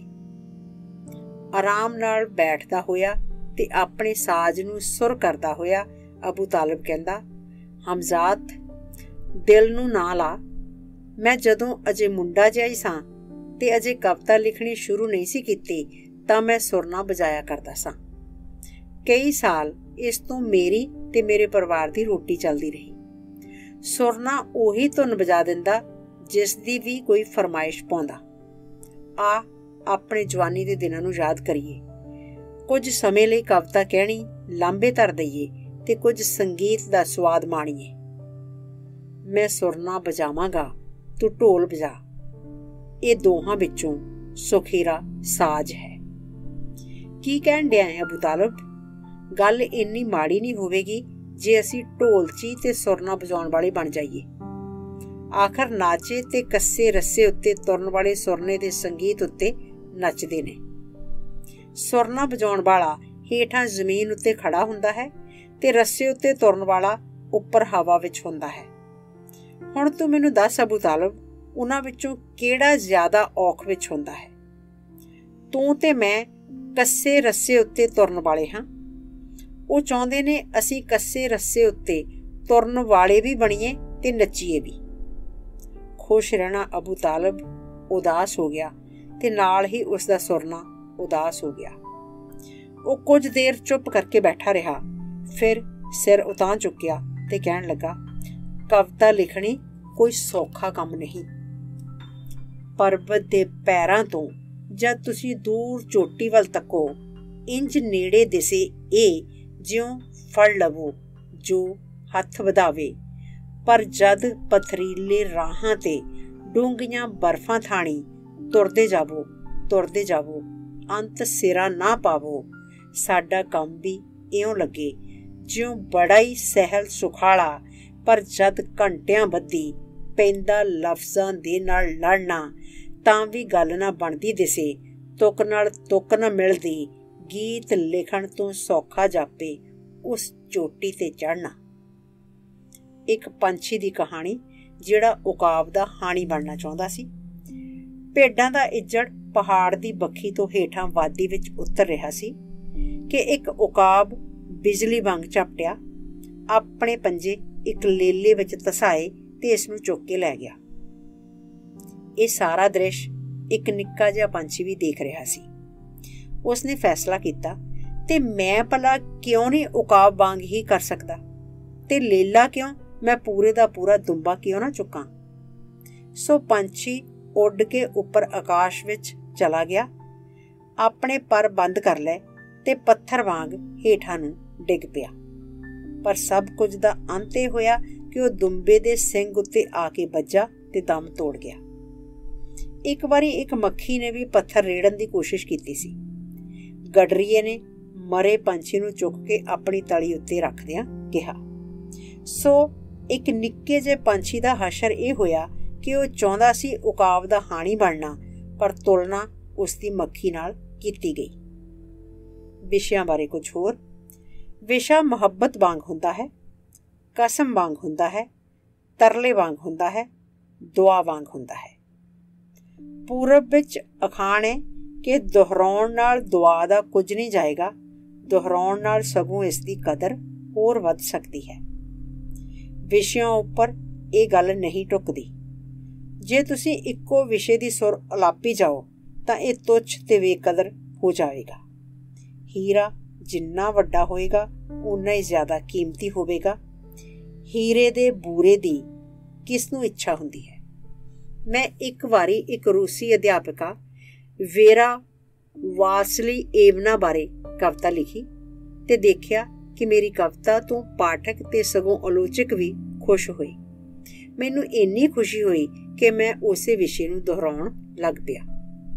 ਮੇਰੀ ਕਵਿਤਾ ਉਸ ਸ਼ਰਾਬ ਵਰਗੀ ਨਹੀਂ ਸੀ ਜਿਹੜੀ ਘੜੇ ਵਿੱਚ ਪੱਕਦੀ ਹੈ, ਸਗੋਂ ਉਸ ਸ਼ਰਾਬ ਵਰਗੀ ਸੀ ਜਿਹੜੀ ਘੜੇ ਨੂੰ ਨਿਚੋੜ ਲੈਣ ਉੱਤੇ ਨਿਕਲਦੀ ਹੈ। ਪੱਕੀ ਸ਼ਰਾਬ ਦੇ ਨਾਂ ਉੱਤੇ ਕੋਈ ਉਹ ਸ਼ਰਾਬ ਵੀ ਪੇਸ਼ ਕਰ ਸਕਦਾ ਹੈ ਜਿਹੜੀ ਅਜੇ ਖਮੀਰ ਨਹੀਂ ਚੜ੍ਹੀ। ਮੈਂ ਤੁਹਾਨੂੰ ਸੁਣਾਉਂਦਾ ਹਾਂ ਕਿ ਅਸੀਂ ਕੀ ਕਰਦੇ ਹੁੰਦੇ ਸਾਂ ਜਦੋਂ ਅਸੀਂ ਆਪਣੇ ਮਾਸਕੋ ਦੇ ਦੋਸਤਾਂ ਦੀ ਦਾਗਿਸਤਾਨੀ ਸ਼ਰਾਬ ਨਾਲ ਸੇਵਾ ਕਰਦੇ ਹੁੰਦੇ ਸਾਂ। ਹਰ ਵਾਰੀ ਜਦੋਂ ਮੈਂ ਤੇ ਮੇਰੇ ਕਾਕੇਸ਼ੀਆਈ ਦੋਸਤ ਆਪੋ ਆਪਣੇ ਘਰਾਂ ਤੋਂ ਹੋ ਕੇ ਮਾਸਕੋ ਮੁੜਦੇ ਤਾਂ ਅਸੀਂ ਆਪਣੇ ਨਾਲ ਸ਼ਰਾਬ ਲਿਆਉਂਦੇ। ਸਾਡੇ ਦੋਸਤ ਇਕੱਠੇ ਹੁੰਦੇ, ਪੀਪੇ ਖੋਲ੍ਹਦੇ ਤੇ ਜਸ਼ਨ ਸ਼ੁਰੂ ਹੋ ਜਾਂਦੇ। ਸ਼ਰਾਬ ਪੁਰਾਣੀ ਤੇ ਚੰਗੀ ਪੱਕੀ ਹੋਈ ਉੱਚ ਦਰਜੇ ਦੀ ਹੁੰਦੀ ਸੀ। ਸਾਡੇ ਦੋਸਤ ਸ਼ਰਾਬ ਦੀ ਵੱਧ ਤੋਂ ਵੱਧ ਸਿਫਤ ਕਰਦੇ ਤੇ ਇਸ ਬਾਰੇ ਅੱਗੋਂ ਆਪਣੇ ਦੋਸਤਾਂ ਨੂੰ ਵੀ ਖਬਰ ਕਰ ਦਿੰਦੇ। ਇਸ ਤਰ੍ਹਾਂ ਸਾਡੀ ਸ਼ਰਾਬ ਦਿਨੋਂ ਦਿਨ ਵਧੇਰੇ ਪ੍ਰਸਿੱਧ ਹੁੰਦੀ ਗਈ। ਪਰ ਅਸੀਂ ਜਿਹੜੇ ਪੀਪੇ ਆਪਣੇ ਨਾਲ ਲਿਆਉਂਦੇ ਸਾਂ ਉਹਨਾਂ ਵਿੱਚ ਸ਼ਰਾਬ ਤਾਂ ਓਨੀ ਹੀ ਆ ਸਕਦੀ ਸੀ।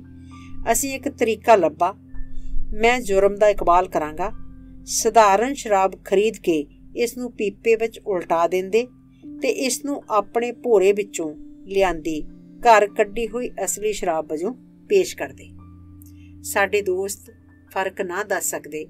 ਉਹਨਾਂ ਵਿੱਚੋਂ ਸਿਰਫ ਇੱਕ ਨੇ, ਜਿਹੜਾ ਰਸੀਆ ਸੀ, ਆਪਣੇ ਗਲਾਸ ਤੋਂ ਚੁਸਕੀ ਭਰੀ, ਮੇਰੇ ਵੱਲ ਦੇਖਿਆ ਤੇ ਸਿਰ ਹਿਲਾ ਦਿੱਤਾ। ਦੂਜੇ ਜਿੰਨੀ ਜ਼ਿਆਦਾ ਪੀਂਦੇ ਓਨੀ ਜ਼ਿਆਦਾ ਇਹ ਉਹਨਾਂ ਦੇ ਸਿਰਾਂ ਨੂੰ ਚੜ੍ਹਦੀ ਤੇ ਜਿੰਨੀ ਜ਼ਿਆਦਾ ਇਹ ਸਿਰਾਂ ਨੂੰ ਚੜ੍ਹਦੀ ਓਨੀ ਜ਼ਿਆਦਾ ਉਹ ਸਿਫਤਾਂ ਕਰਦੇ। ਮੈਂ ਜਿਹੜੀਆਂ ਕਵਿਤਾਵਾਂ ਲਿਖਣੀਆਂ ਸ਼ੁਰੂ ਕੀਤੀਆਂ ਉਹਨਾਂ ਦਾ ਵੀ ਇਹੀ ਹਾਲ ਸੀ। ਸਿਰਫ ਕੋਈ ਵਿਰਲੇ ਪਾਠਕ ਹੀ, ਜਿਹੜੇ ਸਭ ਤੋਂ ਕਰੜੇ ਤੇ ਸਭ ਤੋਂ ਚੰਗੀ ਸੂਝ-ਬੂਝ ਵਾਲੇ ਹੁੰਦੇ, ਆਪਣਾ ਸਿਰ ਹਿਲਾਉਂਦੇ ਤੇ ਕਹਿੰਦੇ, ਆਹ ਭਾਊ ਦਾਲਾ ਗਲੋਬ ਵੀ ਇਹੋ ਜਿਹਾ ਕੰਮ ਹੀ ਆਇਆ ਸੀ। ਜਾਂ ਉਹ ਇਹ ਵੀ ਕਹਿੰਦੇ, ਇੱਕ ਆਉਲ ਲਈ ਇੱਕੋ ਮੂਰਖ ਕਾਫੀ ਹੁੰਦਾ ਹੈ। ਫਿਰ ਮੈਨੂੰ ਸਮਝ ਆਈ ਕਿ ਮੈਂ ਬਿਲਕੁਲ ਉਸੇ ਤਰ੍ਹਾਂ ਵਿਹਾਰ ਕਰ ਰਿਹਾ ਸਾਂ ਜਿਸ ਤਰ੍ਹਾਂ ਉਸਤਾਦ ਕਾਰੀਗਰ ਨੇ ਆਪਣੀਆਂ ਬੈਂਤ ਦੀਆਂ ਸੋਟੀਆਂ ਨਾਲ ਕੀਤਾ ਸੀ। ਮੈਂ ਤੁਹਾਨੂੰ ਦੱਸਦਾ ਹਾਂ ਕਿ ਇਹ ਸਾਰਾ ਕੁਝ ਕਿਵੇਂ ਹੋਇਆ। ਜਦੋਂ ਮੈਂ ਅਜੇ ਮੁੰਡਾ ਹੀ ਸਾਂ ਤਾਂ ਡਾਕੀਆ ਕੁਰਬਾਨ ਅਲੀ ਹਰ ਰੋਜ਼ ਚਿੱਠੀਆਂ ਤੇ ਅਖਬਾਰਾਂ ਦੇ ਢੇਰ ਚੁੱਕੀ ਸਾਡੀ ਆਉਲ ਵਿੱਚ ਆਉਂਦਾ ਹੁੰਦਾ ਸੀ।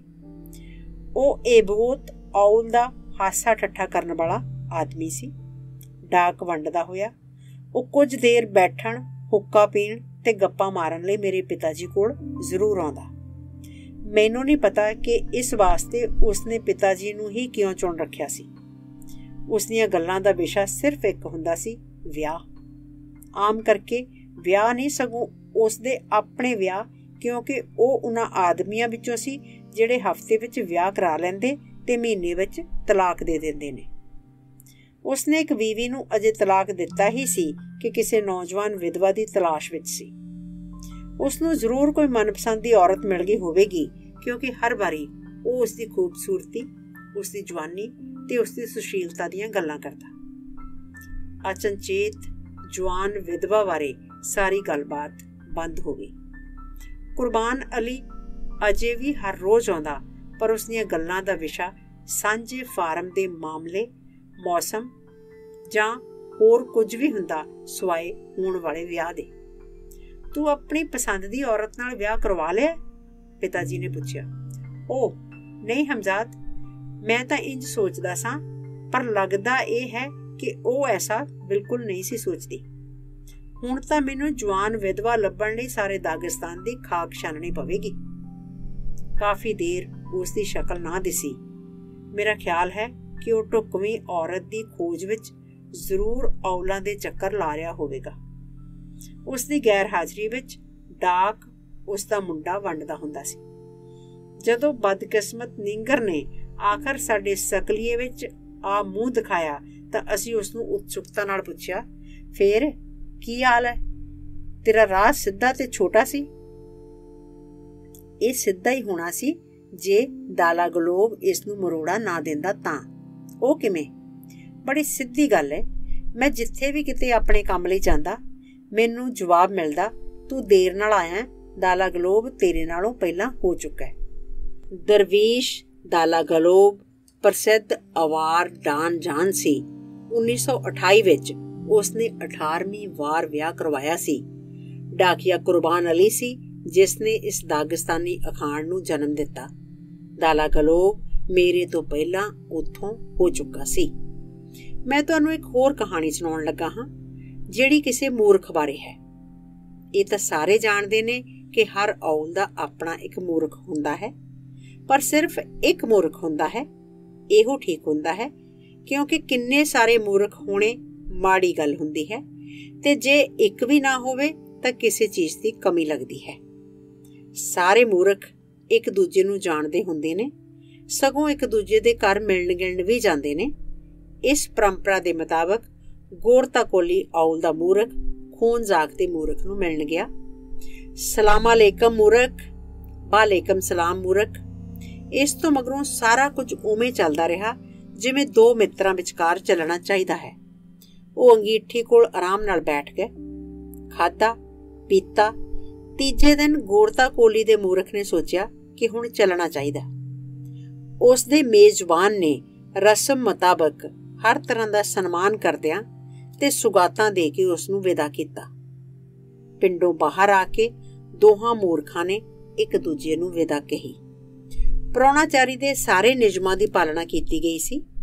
ਜਦੋਂ ਪ੍ਰਾਹੁਣਾ ਪਿੰਡ ਦੀ ਹੱਦ ਤੋਂ ਇੱਕ ਵੀ ਕਦਮ ਬਾਹਰ ਰੱਖ ਲੈਂਦਾ ਹੈ ਤਾਂ ਉਸ ਨਾਲ ਜੋ ਚਾਹੋ ਕੀਤਾ ਜਾ ਸਕਦਾ ਹੈ, ਕਿਉਂਕਿ ਉਦੋਂ ਉਹ ਪ੍ਰਾਹੁਣਾ ਨਹੀਂ ਰਹਿੰਦਾ। ਬਿਲਕੁਲ ਉਸੇ ਵੇਲੇ ਖੂਨ ਜਾਖਦਾ ਮੂਰਖ ਦੌੜ ਕੇ ਗੋਰਤਾ ਕੋਲੀ ਦੇ ਮੂਰਖ ਕੋਲ ਗਿਆ ਤੇ ਇੱਕਦਮ ਉਸ ਨੂੰ ਇੱਕ ਕੱਢ ਮਾਰੀ। ਕਿਉਂ? ਤੂੰ ਮੈਨੂੰ ਮਾਰਦਾ? ਮੁੜ ਮੈਨੂੰ ਮਿਲਣ ਦੀ ਹਿੰਮਤ ਨਾ ਕਰੀ। ਤੈਨੂੰ ਪਤਾ ਨਹੀਂ ਕਿ ਇੱਕ ਔਲ ਲਈ ਇੱਕ ਮੂਰਖ ਕਾਫੀ ਹੁੰਦਾ ਹੈ। ਮੈਂ ਕਦੀ ਕਦੀ ਇਸ ਕਹਾਣੀ ਬਾਰੇ ਸੋਚਦਾ ਹਾਂ ਤਾਂ ਮੈਨੂੰ ਇਹ ਖਿਆਲ ਸੁਝਦਾ ਹੈ ਕਿ ਇੱਕ ਔਲ ਲਈ ਸਿਆਣਾ ਆਦਮੀ ਵੀ ਇੱਕੋ ਬਹੁਤ ਹੈ। ਆਪਣੀ ਨੋਟਬੁੱਕ ਵਿੱਚੋਂ ਇੱਕ ਧਨਾੜ ਖਾਨ ਨੇ ਇੱਕ ਵਾਰੀ ਇੱਕ ਗਰੀਬ ਨੂੰ ਪੁੱਛਿਆ, ਬੱਤਖ ਦਾ ਕਿਹੜਾ ਹਿੱਸਾ ਸਭ ਤੋਂ ਵੱਧ ਸਵਾਦ ਹੁੰਦਾ ਹੈ? ਜੇ ਤੂੰ ਮੈਨੂੰ ਠੀਕ ਜਵਾਬ ਦੇ ਦੇਵੇਂ ਤਾਂ ਮੈਂ ਤੈਨੂੰ ਇਨਾਮ ਦੇਵਾਂਗਾ। ਪਿਛਲਾ ਹਿੱਸਾ, ਗਰੀਬ ਨੇ ਬੇਝਿਜਕ ਜਵਾਬ ਦਿੱਤਾ। ਜਦੋਂ ਬੱਤਖ ਬਣਾਈ ਗਈ ਤਾਂ ਖਾਨ ਨੇ ਪਿਛਲੇ ਹਿੱਸੇ ਦਾ ਸਵਾਦ ਦੇਖਿਆ। ਇਸ ਨੂੰ ਚੰਗਾ ਲੱਗਾ। ਉਸਨੇ ਫਿਰ ਇੱਕ ਹੋਰ ਗਰੀਬ ਨੂੰ ਪੁੱਛਿਆ, ਮਹੀਂ ਦਾ ਕਿਹੜਾ ਹਿੱਸਾ ਸਭ ਤੋਂ ਵੱਧ ਸਵਾਦ ਹੁੰਦਾ ਹੈ? ਦੂਜਾ ਆਦਮੀ ਇਨਾਮ ਜਿੱਤਣ ਲਈ ਉਤਸੁਕ ਸੀ ਤੇ ਉਸਨੇ ਉਹੀ ਜਵਾਬ ਦਿੱਤਾ ਜਿਹੜਾ ਪਹਿਲੇ ਨੇ ਦਿੱਤਾ ਸੀ, ਪਿਛਲਾ ਹਿੱਸਾ। ਖਾਨ ਨੇ ਸਵਾਦ ਚੱਖਿਆ ਤੇ ਦੱਸਣ ਵਾਲੇ ਨੂੰ ਕੋੜੇ ਮਾਰਨ ਦਾ ਹੁਕਮ ਦੇ ਦਿੱਤਾ। ਅਫਸੋਸ ਹੈ ਕਿ ਐਸੇ ਲੇਖਕਾਂ ਨੂੰ ਕੋਈ ਕੋੜੇ ਨਹੀਂ ਪੈਂਦੇ ਜਿਹੜੇ ਵੱਖੋ ਵੱਖਰੇ ਮੌਕਿਆਂ ਉੱਤੇ ਇੱਕ ਦੂਜੇ ਮਗਰ ਉਹੀ ਚੀਜ਼ ਦੁਹਰਾਈ ਜਾਂਦੇ ਨੇ। ਤੇ ਹੁਣ ਉન્નਤ ਸਕੂਲ ਸੋਟੀ ਉੱਤੇ ਉਕਰੇ ਸ਼ਬਦਾਂ ਬਾਰੇ। ਮਾਸਕੋ ਦੇ ਲੇਖਕ ਵਲਾਦਲੇਨ ਬਾਖਨੋਵ ਨੂੰ ਸੋਟੀ ਵਰਤਣੀ ਪੈਂਦੀ ਹੈ ਕਿਉਂਕਿ ਉਹ ਲੰਗੜਾਉਂਦਾ ਹੈ। ਇੱਕ ਵਾਰੀ ਜਦੋਂ ਮੈਂ ਘਰ ਛੁੱਟੀ ਜਾ ਰਿਹਾ ਸਾਂ ਤਾਂ ਮੈਂ ਉਸ ਲਈ ਆਪਣੇ ਪ੍ਰਸਿੱਧ ਉન્નਤ ਸਕੂਲ ਕਾਰੀਗਰਾਂ ਦੇ ਹੱਥਾਂ ਦੀ ਕਿਰਤ ਇੱਕ ਖੂਬਸੂਰਤ ਸੋਟੀ ਲਿਆਉਣ ਦਾ ਵਾਅਦਾ ਕੀਤਾ।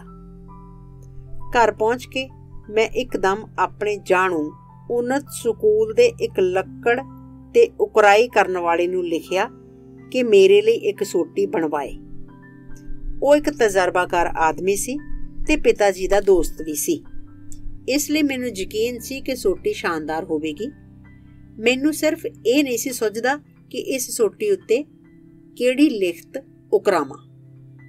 ਉਸ ਸਮੇਂ ਇੱਕ ਕੇਂਦਰੀ ਅਖਬਾਰ ਵਿੱਚ ਸਾਹਿਤਕ ਮਾਮਲਿਆਂ ਬਾਰੇ ਇੱਕ ਲੰਮਾ ਲੇਖ ਛਪਿਆ, ਆਲੋਚਨਾ ਦੀ ਥਾਂ ਡਾਂਗ।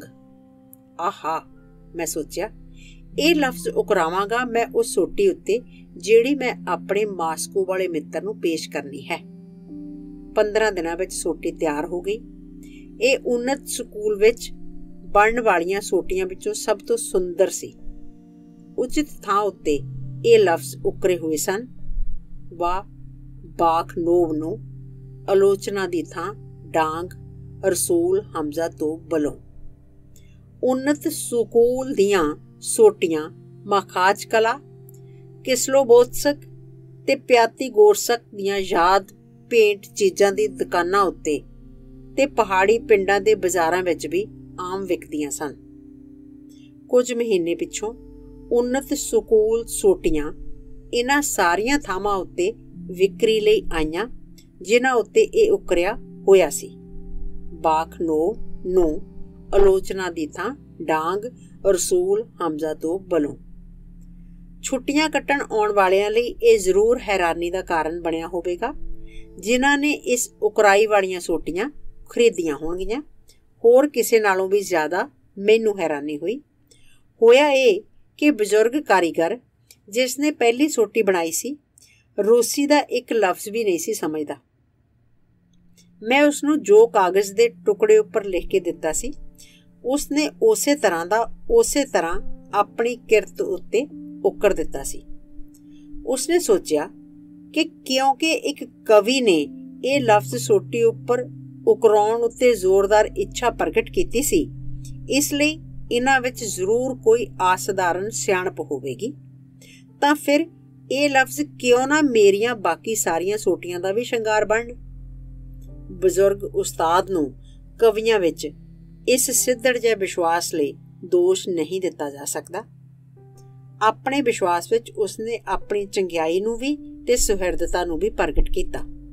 ਕੀ ਅਸੀਂ ਤਜਰਬਾਕਾਰ ਲੇਖਕ ਕਦੀ-ਕਦੀ ਇਸ ਆਦਮੀ ਵਰਗੇ ਨਹੀਂ ਹੁੰਦੇ? ਵਿਸ਼ਿਆਂ ਬਾਰੇ ਆਖਰੀ ਲਫ਼ਜ਼ ਜਿਹੜੇ ਮੈਂ ਕਹਿਣਾ ਚਾਹੁੰਦਾ ਹਾਂ, ਇੱਕ ਵਿਸ਼ਾ ਹੁੰਦਾ ਹੈ ਜਿਹੜਾ ਦੁਆ ਵਾਂਗ ਹੁੰਦਾ ਹੈ, ਜਿਸ ਨੂੰ ਜਿੰਨੀ ਵਾਰੀ ਜ਼ਿਆਦਾ ਦੁਹਰਾਓ ਉਹ ਵਧੇਰੇ ਉੱਚਾ ਸੁੱਚਾ ਤੇ ਵਧੇਰੇ ਕੀਮਤੀ ਹੁੰਦਾ ਜਾਂਦਾ ਹੈ। ਇਹ ਵਿਸ਼ਾ ਤੇ ਦੁਆ ਮੇਰੀ ਮਾਤ ਭੂਮੀ ਹੈ। ਜਦੋਂ ਬੱਚੇ ਨੂੰ ਸ਼ੈਤਾਨੀ ਕਰਨ ਲਈ ਸਜ਼ਾ ਦਿੱਤੀ ਜਾਂਦੀ ਹੈ ਤਾਂ ਸਾਡੀ ਪਹਾੜੀ ਰੌ-ਰੀਤ ਸਰੀਰ ਦੇ ਕਿਸੇ ਵੀ ਹਿੱਸੇ ਉੱਤੇ ਸਜ਼ਾ ਦੇਣ ਦੀ ਆਗਿਆ ਦਿੰਦੀ ਹੈ, ਪਰ ਮੂੰਹ ਉੱਤੇ ਨਹੀਂ। ਮਨੁੱਖੀ ਚਿਹਰਾ ਪਵਿੱਤਰ ਚੀਜ਼ ਹੈ। ਸਾਡੇ ਸਾਰੇ ਪਰਬਤਵਾਸੀ ਇਸ ਕਾਨੂੰਨ ਦੀ ਪਾਲਣਾ ਕਰਦੇ ਹਨ। ਦਾਗਿਸਤਾਨ ਮੇਰਾ ਚਿਹਰਾ ਹੈ ਤੇ ਮੈਂ ਕਿਸੇ ਨੂੰ ਆਗਿਆ ਨਹੀਂ ਦੇਵਾਂਗਾ ਕਿ ਇਸ ਨੂੰ ਛੂਹੇ। ਸਾਡੇ ਪਹਾੜਾਂ ਵਾਲੇ ਜਦੋਂ ਲੜਦੇ ਨੇ ਤਾਂ ਬੜਾ ਸਬਰ ਦਿਖਾਉਂਦੇ ਨੇ। ਉਹ ਇੱਕ ਦੂਜੇ ਨੂੰ ਕਿੰਨੇ ਚੰਗੇ ਮਾੜੇ ਲਫ਼ਜ਼ ਕਹਿ ਲੈਣਗੇ ਜਿਨ੍ਹਾਂ ਨੂੰ ਦੂਜਾ ਸਹਿ ਲਵੇਗਾ ਤੇ ਅੱਗੋਂ ਆਪਣੇ ਚੰਗੇ ਮਾੜੇ ਲਫ਼ਜ਼ਾਂ ਨਾਲ ਜਵਾਬ ਦੇਵੇਗਾ। ਇੰਜ ਚੱਲੀ ਜਾਂਦਾ ਹੈ ਜਦੋਂ ਤੱਕ ਕੁਰਖਤ ਲਫ਼ਜ਼ ਖੁਦ ਝਗੜਨ ਵਾਲਿਆਂ ਨਾਲ ਹੀ ਸੰਬੰਧ ਰੱਖਦੇ ਹੁੰਦੇ ਹਨ। ਪਰ ਪਵਾੜਾ ਉਦੋਂ ਪੈਂਦਾ ਹੈ ਜਦੋਂ ਕਿਸੇ ਦੇ ਸਬੱਬੀ ਜਾਂ ਲਾਪਰਵਾਹੀ ਨਾਲ ਕਹੇ ਲਫ਼ਜ਼ ਕਿਸੇ ਦੀ ਮਾਂ ਜਾਂ ਭੈਣ ਦੀ ਇੱਜ਼ਤ ਨੂੰ ਛੂਹ ਜਾਂਦੇ ਹਨ। ਉਦੋਂ ਫਿਰ ਖੰਜਰ ਨਿਕਲ ਆਉਂਦੇ ਹਨ। ਦਾਗਿਸਤਾਨ, ਤੂੰ ਮੇਰੀ ਮਾਂ ਹੈ। ਮੇਰੇ ਨਾਲ ਲੜਨ ਵਾਲਿਆਂ ਨੂੰ ਇਹ ਯਾਦ ਰੱਖਣਾ ਚਾਹੀਦਾ ਹੈ। ਮੈਂ ਕੋਈ ਵੀ ਚੰਗੇ ਮਾੜੇ ਲਫ਼ਜ਼ ਸਹਿ ਜਾਵਾਂਗਾ ਜਿਹੜੇ ਮੈਨੂੰ ਸੰਬੋਧਨ ਹੋਣ, ਪਰ ਮੇਰੇ ਦਾਗਿਸਤਾਨ ਨੂੰ ਕੋਈ ਨਾ ਛੇੜੇ। ਦਾਗਿਸਤਾਨ, ਤੂੰ ਮੇਰੀ ਮੁਹੱਬਤ ਹੈ, ਮੇਰੀ ਸੁਗੰਧ ਹੈ, ਮੇਰਾ ਤਰਲਾ ਹੈ ਤੇ ਮੇਰੀ ਦੁਆ ਹੈ। ਸਿਰਫ ਤੂੰ ਹੀ ਮੇਰੀਆਂ ਕਿਤਾਬਾਂ ਦਾ ਤੇ ਮੇਰੇ ਸਾਰੇ ਜੀਵਨ ਦਾ ਮੁੱਖ ਵਿਸ਼ਾ ਹੈ। ਮੈਨੂੰ ਕਦੀ-ਕਦੀ ਸਿਰਫ ਤੇਰੇ ਬੀਤੇ ਬਾਰੇ, ਸਾਡੀਆਂ ਪੁਰਾਣੀਆਂ ਰੀਤਾਂ ਤੇ ਰਿਵਾਜ਼ਾਂ ਬਾਰੇ, ਸਾਡੀਆਂ ਗਥਾਵਾਂ ਤੇ ਗੀਤਾਂ ਬਾਰੇ, ਸਾਡੇ ਵਿਆਹ ਸ਼ਾਦੀਆਂ ਬਾਰੇ ਤੇ ਤਲਵਾਰਾਂ ਬਾਰੇ, ਲੜਾਈਆਂ ਤੇ ਦੋਸਤੀਆਂ, ਕਰੜੇ ਦਿਲਾਂ ਵਾਲੇ ਮੁਰੀਦਾਂ ਤੇ ਵਫਾਦਾਰ ਮੁਟਿਆਰਾਂ ਬਾਰੇ, ਸਖਾਵਤ ਤੇ ਮਰਦਾਨਗੀ ਬਾਰੇ, ਜਵਾਨਾਂ ਦੇ ਖੂਨ ਤੇ ਮਾਵਾਂ ਦੇ ਹੰਝੂਆਂ ਬਾਰੇ ਬੋਲਣ ਲਈ ਕਿਹਾ ਜਾਂਦਾ ਹੈ। ਕਦੀ ਕਦੀ ਮੈਨੂੰ ਸਿਰਫ ਤੇਰੇ ਵਰਤਮਾਨ ਬਾਰੇ, ਸਾਡੇ ਰਾਜਕੀ ਤੇ ਸਹਿਕਾਰੀ ਫਾਰਮਾਂ ਬਾਰੇ, ਸਾਡੇ ਟੀਮ ਲੀਡਰਾਂ ਤੇ ਗਰੁੱਪ ਲੀਡਰਾਂ ਬਾਰੇ, ਸਾਡੀਆਂ ਲਾਇਬ੍ਰੇਰੀਆਂ ਤੇ ਥੀਏਟਰਾਂ ਬਾਰੇ ਤੇ ਸਾਡੀਆਂ ਕਿਰਤ ਪ੍ਰਾਪਤੀਆਂ ਬਾਰੇ ਬੋਲਣ ਲਈ ਕਿਹਾ ਜਾਂਦਾ ਹੈ। ਮੈਂ ਇੱਕ ਤੱਕ ਜਾਂ ਦੂਜੇ ਤੱਕ, ਆਪਣੇ ਬੀਤੇ ਤੱਕ ਜਾਂ ਆਪਣੇ ਵਰਤਮਾਨ ਤੱਕ ਆਪਣੇ ਆਪ ਨੂੰ ਸੀਮਤ ਨਹੀਂ ਰੱਖ ਸਕਦਾ। ਮੇਰੇ ਲਈ ਦਾਗਿਸਤਾਨ ਸਿਰਫ ਇੱਕ ਹੈ ਜਿਹੜਾ 1000 ਸਾਲ ਤੋਂ ਜਿਉ ਰਿਹਾ ਹੈ। ਮੇਰੇ ਲਈ ਇਸ ਦਾ ਭੂਤ, ਵਰਤਮਾਨ ਤੇ ਭਵਿੱਖ ਘੁਲ ਮਿਲ ਕੇ ਇੱਕੋ ਚੀਜ਼ ਬਣ ਜਾਂਦੇ ਨੇ, ਇੱਕ ਐਸੀ ਚੀਜ਼ ਜਿਸ ਨੂੰ ਮੈਂ ਵੱਖੋ ਵੱਖਰੇ ਦੌਰਾਂ ਵਿੱਚ ਨਹੀਂ ਵੰਡ ਸਕਦਾ। ਦੂਜੇ ਰਾਜਾਂ ਤੇ ਦੇਸ਼ਾਂ ਦਾ ਇਤਿਹਾਸ ਕਦੇ ਦਾ ਲਿਖਿਆ ਜਾ ਚੁੱਕਾ ਹੈ, ਸਿਰਫ ਖੂਨ ਵਿੱਚ ਨਹੀਂ ਸਗੋਂ ਸਿਆਹੀ ਨਾਲ ਤੇ ਕਾਗਜ਼ ਉੱਤੇ ਵੀ। ਸਿਰਫ ਸਿਪਾਹੀਆਂ ਤੇ ਫੌਜੀ ਆਗੂਆਂ ਵੱਲੋਂ ਹੀ ਨਹੀਂ ਸਗੋਂ ਲੇਖਕਾਂ ਤੇ ਇਤਿਹਾਸਕਾਰਾਂ ਵੱਲੋਂ ਵੀ। ਦਾਗਿਸਤਾਨ ਦਾ ਇਤਿਹਾਸ ਤਲਵਾਰਾਂ ਨੇ ਲਿਖਿਆ ਹੋਇਆ ਹੈ। ਸਿਰਫ 20ਵੀਂ ਸਦੀ ਵਿੱਚ ਆ ਕੇ ਕਿਤੇ ਦਾਗਿਸਤਾਨ ਨੂੰ ਕਲਮ ਵੀ ਮਿਲੀ। ਦਾਗਿਸਤਾਨ, ਮੈਂ ਤੇਰੀਆਂ ਪੁਰਾਤਨ ਜੰਗਾਂ ਦੀਆਂ ਪੈੜਾਂ ਉੱਤੇ ਵੀ ਤੁਰਿਆ ਹਾਂ ਤੇ ਲੜਾਈਆਂ ਦੀਆਂ ਕਈ ਥਾਵਾਂ ਦੇਖੀਆਂ ਹਨ ਜਿੱਥੇ ਤੇਰੇ ਸਪੂਤਾਂ ਦੀਆਂ ਹੱਡੀਆਂ ਬੀਜੀਆਂ ਹੋਈਆਂ ਨੇ। ਸਾਡੇ ਸਾਂਝੇ ਫਾਰਮਾਂ ਦੇ ਖੇਤ ਜਿੱਥੇ ਕਣਕ ਤੇ ਮਕਈ ਬੀਜੀ ਹੋਈ ਹੈ। ਮੇਰੇ ਲਫ਼ਜ਼ਾਂ ਦਾ ਗੁੱਸਾ ਨਾ ਮਨਾਉਣ। ਜਦੋਂ ਮੈਂ ਅੱਜ ਦੇ ਦਾਗਿਸਤਾਨ ਬਾਰੇ ਕਵਿਤਾ ਵਿੱਚ ਗੱਲ ਕਰਦਾ ਹਾਂ ਤਾਂ ਬੀਤਿਆ ਮੈਨੂੰ ਗਾਲਾਂ ਨਹੀਂ ਕੱਢਦਾ। ਜਦੋਂ ਮੈਂ ਵਿਦੇਸ਼ਾਂ ਤੋਂ ਵਾਪਸ ਘਰ ਮੁੜਦਾ ਹਾਂ ਤਾਂ ਪਰਬਤਵਾਸੀ ਮੇਰੇ ਦੁਆਲੇ ਆ ਇਕੱਠੇ ਹੁੰਦੇ ਨੇ ਤੇ ਮੈਨੂੰ ਕਹਿੰਦੇ ਨੇ ਕਿ ਦੱਸ ਤੂੰ ਕੀ ਦੇਖਿਆ ਹੈ। ਉਹ ਮੇਰੇ ਆਲੇ ਦੁਆਲੇ ਚੱਕਰ ਬਣਾ ਕੇ ਬੈਠ ਜਾਂਦੇ ਨੇ ਤੇ ਸੁਣਦੇ ਨੇ। ਮੈਂ ਵੱਧ ਤੋਂ ਵੱਧ 3 ਘੰਟੇ ਬੋਲ ਸਕਦਾ ਹਾਂ ਤੇ ਇਸ ਸਮੇਂ ਵਿੱਚ ਮੈਂ ਉਹਨਾਂ ਨੂੰ ਫਰਾਂਸ ਬਾਰੇ ਜਾਂ ਭਾਰਤ ਬਾਰੇ, ਜਾਪਾਨ ਜਾਂ ਤੁਰਕੀ ਬਾਰੇ ਦੱਸਦਾ ਹਾਂ। 3 ਘੰਟਿਆਂ ਪਿੱਛੋਂ ਗੱਲਬਾਤ ਅਸ਼ੋਪਲੇ ਜਾਂ ਦਾਗਿਸਤਾਨ ਵੱਲ ਮੁੜ ਪੈਂਦੀ ਹੈ।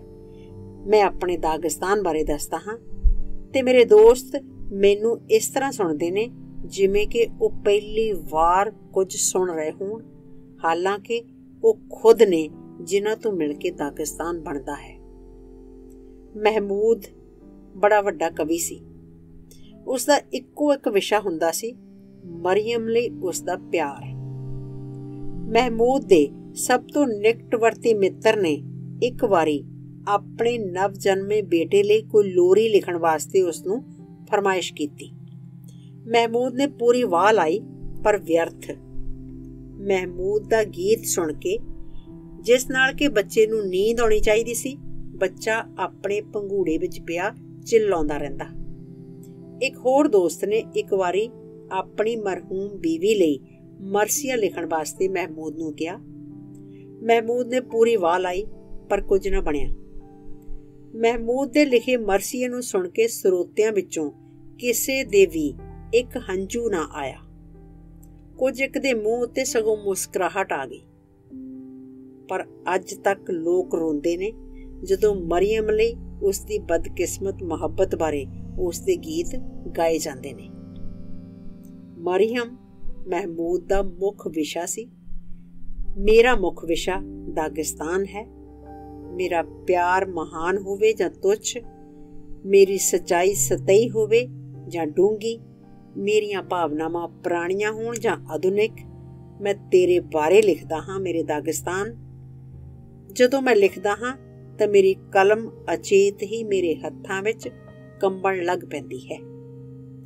ਪਿਤਾ ਜੀ ਕਿਹਾ ਕਰਦੇ ਸਨ, ਜੇ ਤਰਬੂਜਾਂ ਦੀ ਪੈਲੀ ਸੜਕ ਦੇ ਬਿਲਕੁਲ ਨਾਲ ਲੱਗਦੀ ਹੋਵੇਗੀ ਤਾਂ ਕੋਈ ਵੀ ਰਾਹ ਜਾਂਦਾ ਬੰਦਾ ਤਰਬੂਜ ਤੋੜ ਸਕਦਾ ਹੈ ਜਿਹੜਾ ਅਜੇ ਪੱਕਿਆ ਨਾ ਹੋਵੇ। ਕਹਿੰਦੇ ਨੇ, ਐਸੇ ਪੱਥਰ ਨੂੰ ਹੱਥ ਨਾ ਪਾਓ ਜਿਹੜਾ ਤੁਸੀਂ ਚੁੱਕ ਨਹੀਂ ਸਕਣਾ। ਸਿਰਫ ਓਨਾ ਦੂਰ ਤੱਕ ਲੈ ਜਾਓ ਜਿੱਥੋਂ ਤੁਸੀਂ ਵਾਪਸ ਵੀ ਆ ਸਕੋ।